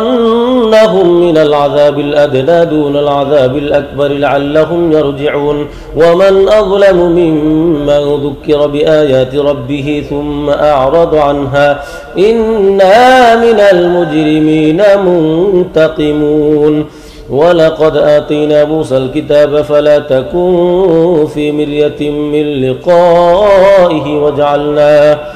وجعلناه هدى لبني إسرائيل وجعلنا منهم أئمة يهدون بأمرنا لما صبروا وكانوا بآياتنا يوقنون إن ربك هو يفصل بينهم يوم القيامة فيما كانوا فيه يختلفون أولم يهد لهم كم أهلكنا من قبلهم من القرون يمشون في مساكنهم إن في ذلك لآيات أفلا يسمعون أولم يروا أنا نسوق الماء إلى الأرض الجرز فنخرج به زرعا تأكل منه أنعامهم وأنفسهم أفلا يبصرون ويقولون متى هذا الفتح إن كنتم صادقين قل يوم الفتح لا ينفع الذين كفروا إيمانهم ولا هم ينظرون فأعرض عنهم وانتظر إنهم منتظرون بسم الله الرحمن الرحيم يا أيها النبي اتق الله ولا تطع الكافرين والمنافقين إن الله كان عليما حكيما واتبع ما يوحى إليك من ربك إن الله كان بما تعملون خبيرا وتوكل على الله وكفى بالله وكيلا ما جعل الله لرجل من قلبين في جوفه وما جعل أزواجكم اللائي تظاهرون منهن أمهاتكم وما جعل أدعياءكم أبناءكم ذلكم قولكم بأفواهكم والله يقول الحق وهو يهدي السبيل ادعوهم لآبائهم هو أقسط عند الله فإن لم تعلموا آباءهم فإخوانكم في الدين ومواليكم وليس عليكم جناح فيما أخطأتم به ولكن ما تعمدت قلوبكم وكان الله غفورا رحيما النبي أولى بالمؤمنين من أنفسهم وأزواجه أمهاتهم وأولو الأرحام بعضهم أولى ببعض في كتاب الله من المؤمنين والمهاجرين إلا أن تفعلوا إلى أوليائكم معروفا كان ذلك في الكتاب مسطورا. وإذ أخذنا من النبيين ميثاقهم ومنك ومن نوح وإبراهيم وموسى وعيسى بن مريم وأخذنا منهم ميثاقا غليظا ليسأل الصادقين عن صدقهم وأعد للكافرين عذابا أليما. يا أيها الذين آمنوا اذكروا نعمة الله عليكم إذ جاءتكم جنود فأرسلنا عليهم ريحا وجنودا لم تروها وكان الله بما تعملون بصيرا. إذ جاءوكم من فوقكم ومن أسفل منكم وإذ زاغت الأبصار وبلغت القلوب الحناجر وتظنون بالله الظنونا هنالك ابتلي المؤمنون وزلزلوا زلزالا شديدا. وإذ يقول المنافقون والذين في قلوبهم مرض ما وعدنا الله ورسوله إلا غرورا. وإذ قالت طائفة منهم يا أهل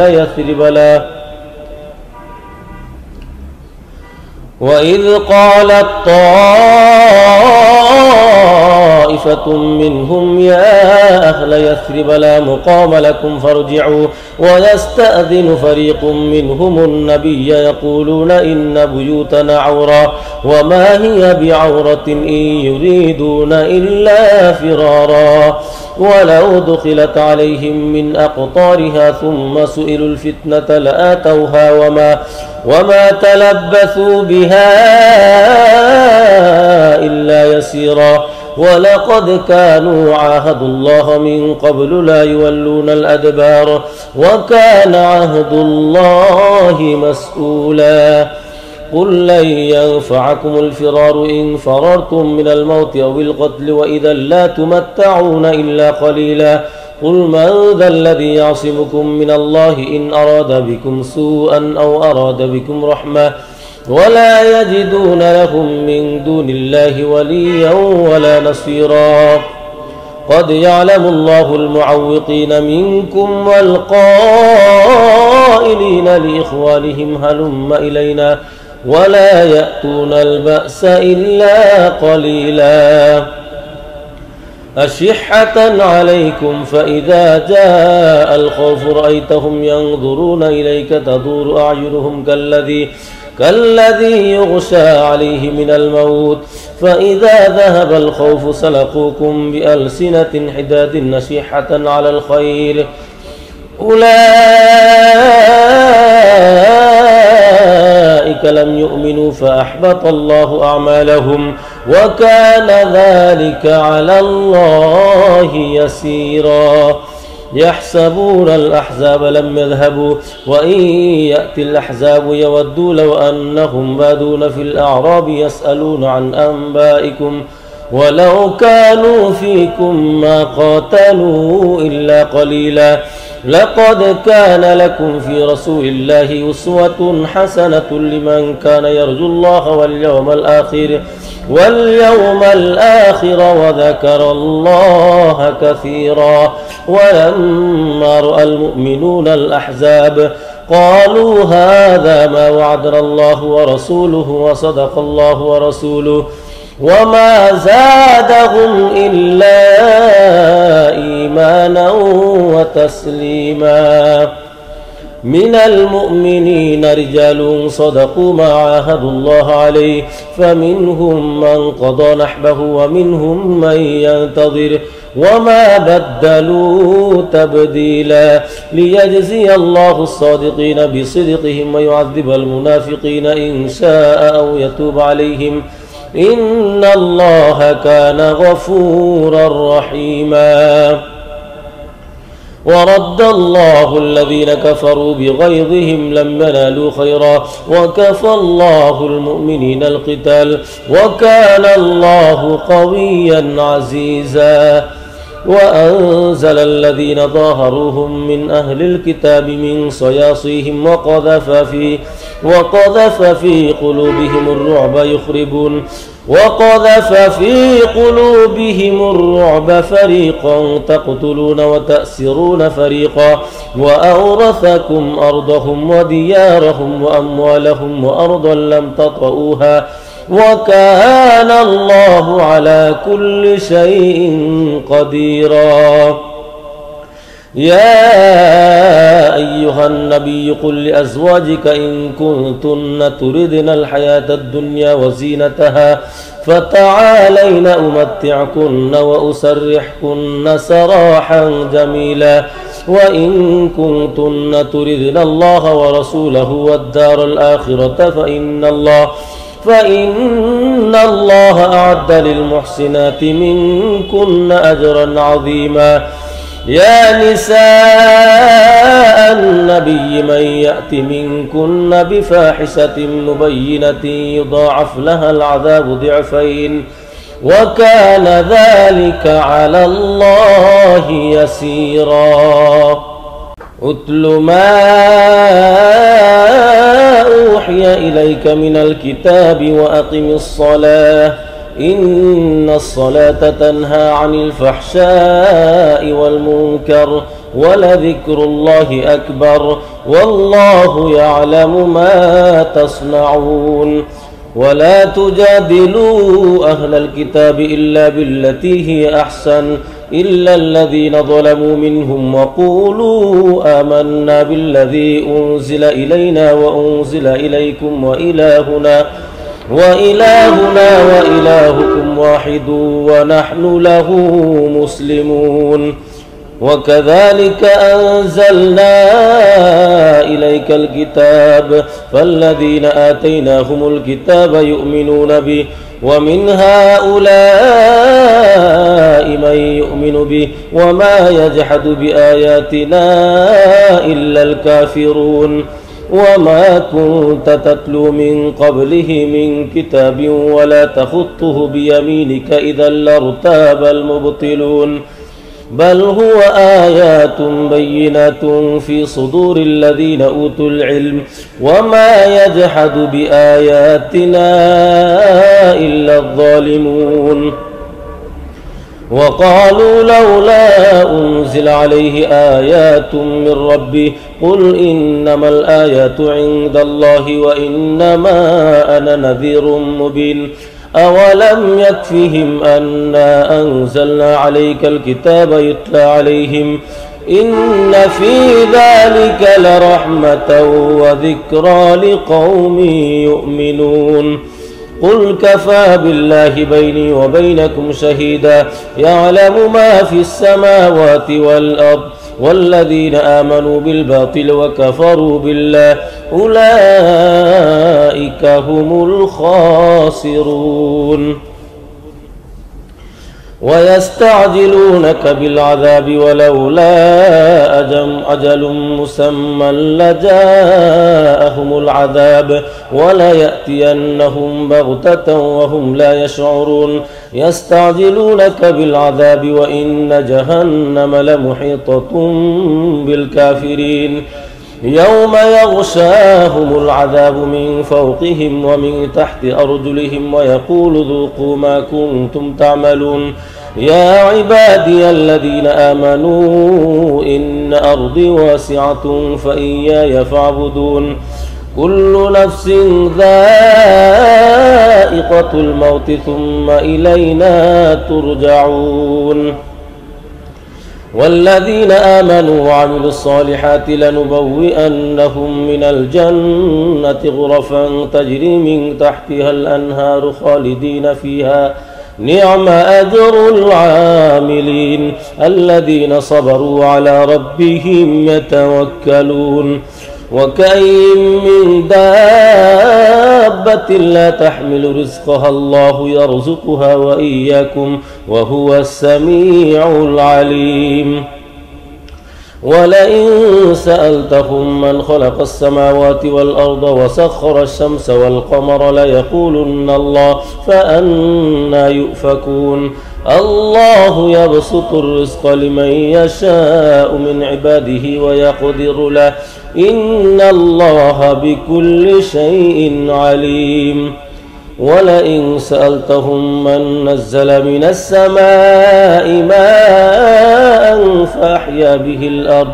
فأحيا به الأرض من بعد موتها ليقولن الله قل الحمد لله بل أكثرهم لا يعقلون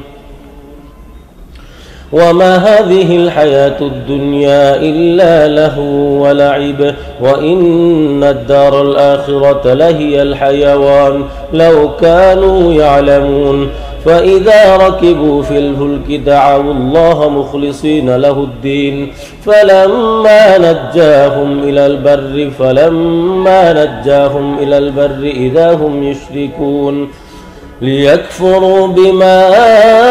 آتيناهم وليتمتعوا فسوف يعلمون أولم يروا أنا جعلنا حرما آمنا ويتخطف الناس من حولهم أفبالباطل يؤمنون وبنعمة الله يكفرون ومن أظلم ممن افترى على الله كذبا أو كذب بالحق لما جاءه أليس في جهنم مثوى للكافرين والذين جاهدوا فينا لنهدينهم سبلنا وإن الله لمع المحسنين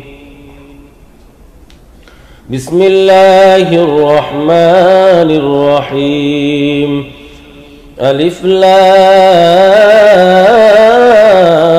ميم غلبت الروم في أدنى الأرض وهم من بعد غلبهم سيغلبون في بضع سنين لله الأمر من قبل ومن بعد ويومئذ يفرح المؤمنون بنصر الله ينصر من يشاء وهو العزيز الرحيم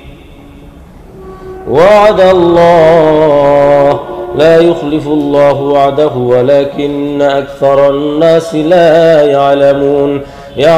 ظاهرا من الحياة الدنيا وهم عن الآخرة هم غافلون أولم يتفكروا في أنفسهم ما خلق الله السماوات والأرض وما بينهما إلا بالحق وأجل مسمى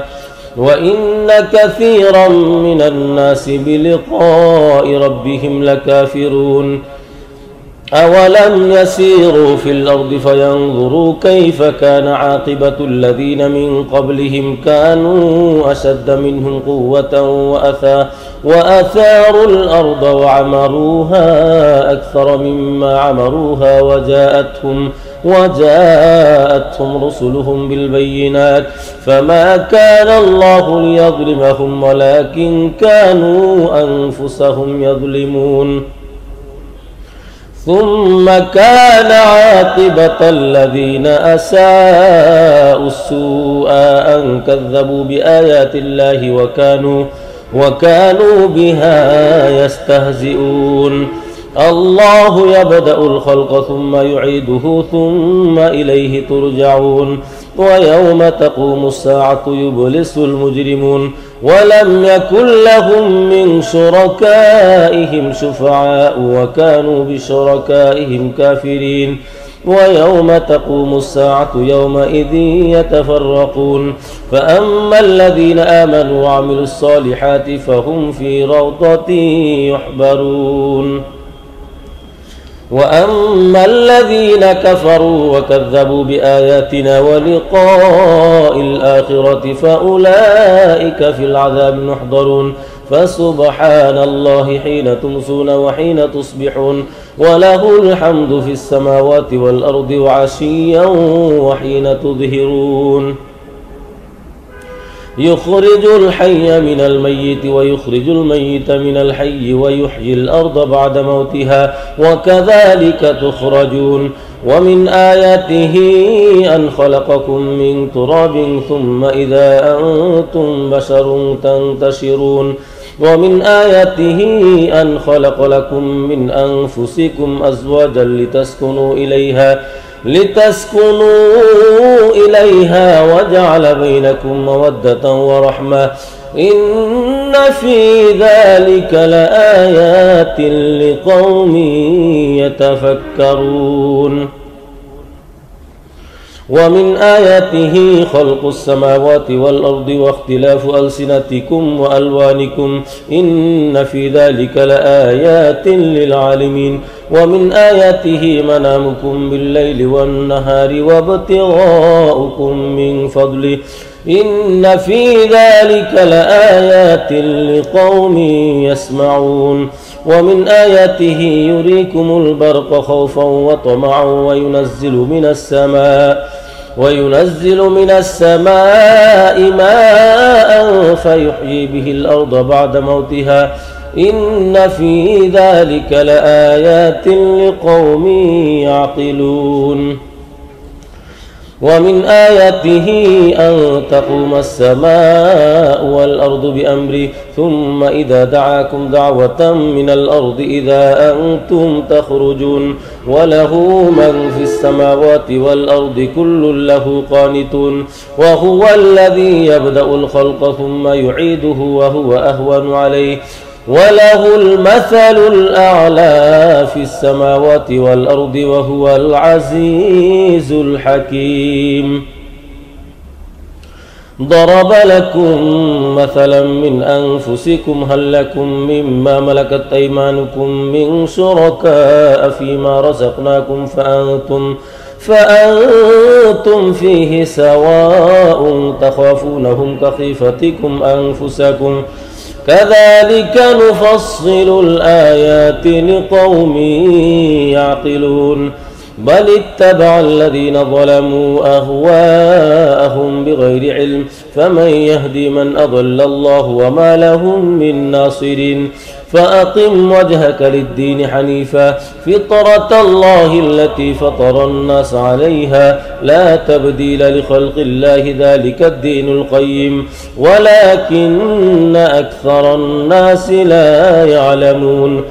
منيبين إليه واتقوه وأقيموا الصلاة ولا تكونوا من المشركين من الذين فرقوا دينهم وكانوا شيعا كل حزب بما لديهم فرحون وإذا مس الناس ضر دعوا ربهم منيبين إليه ثم إذا أذاقهم منه رحمة إذا فريق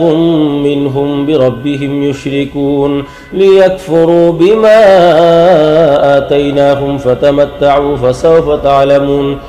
أم أنزلنا عليهم سلطانا فهو يتكلم بما كانوا به يشركون وإذا أذقنا الناس رحمة فرحوا بها وإن تصبهم سيئة بما قدمت أيديهم إذا هم يقنطون أولم يروا أن الله يبسط الرزق لمن يشاء ويقدر إن في ذلك لآيات لقوم يؤمنون فآت ذا القربى حقه والمسكين وابن السبيل ذلك خير للذين يريدون وجه الله وأولئك هم المفلحون وما آتيتم من ربا ليربو في أموال الناس فلا يربو عند الله وما آتيتم من زكاة تريدون وجه الله فأولئك هم المضعفون الله الذي خلقكم ثم رزقكم ثم يميتكم ثم يحييكم هل من شركائكم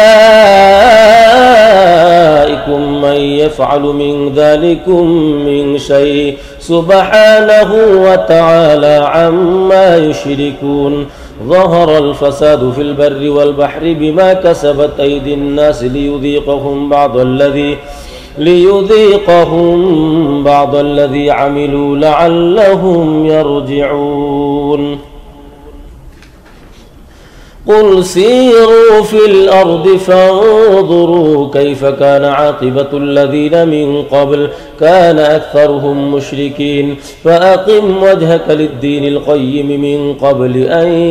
يأتي يوم لا مرد له من الله يومئذ يصدعون من كفر فعليه كفره ومن عمل صالحا فلأنفسهم يمهدون ليجزي الذين آمنوا وعملوا الصالحات من فضله إنه لا يحب الكافرين ومن آياته أن يرسل الرياح مبشرات وليذيقكم من رحمته ولتجري الفلك بأمره ولتبتغوا من فضله ولعلكم تشكرون ولقد أرسلنا من قبلك رسلا إلى قومهم فجاءوهم بالبينات فانتقمنا من الذين أجرموا وكان حقا علينا نصر المؤمنين الله الذي يرسل الرياح فتثير سحابا فيبسطه في السماء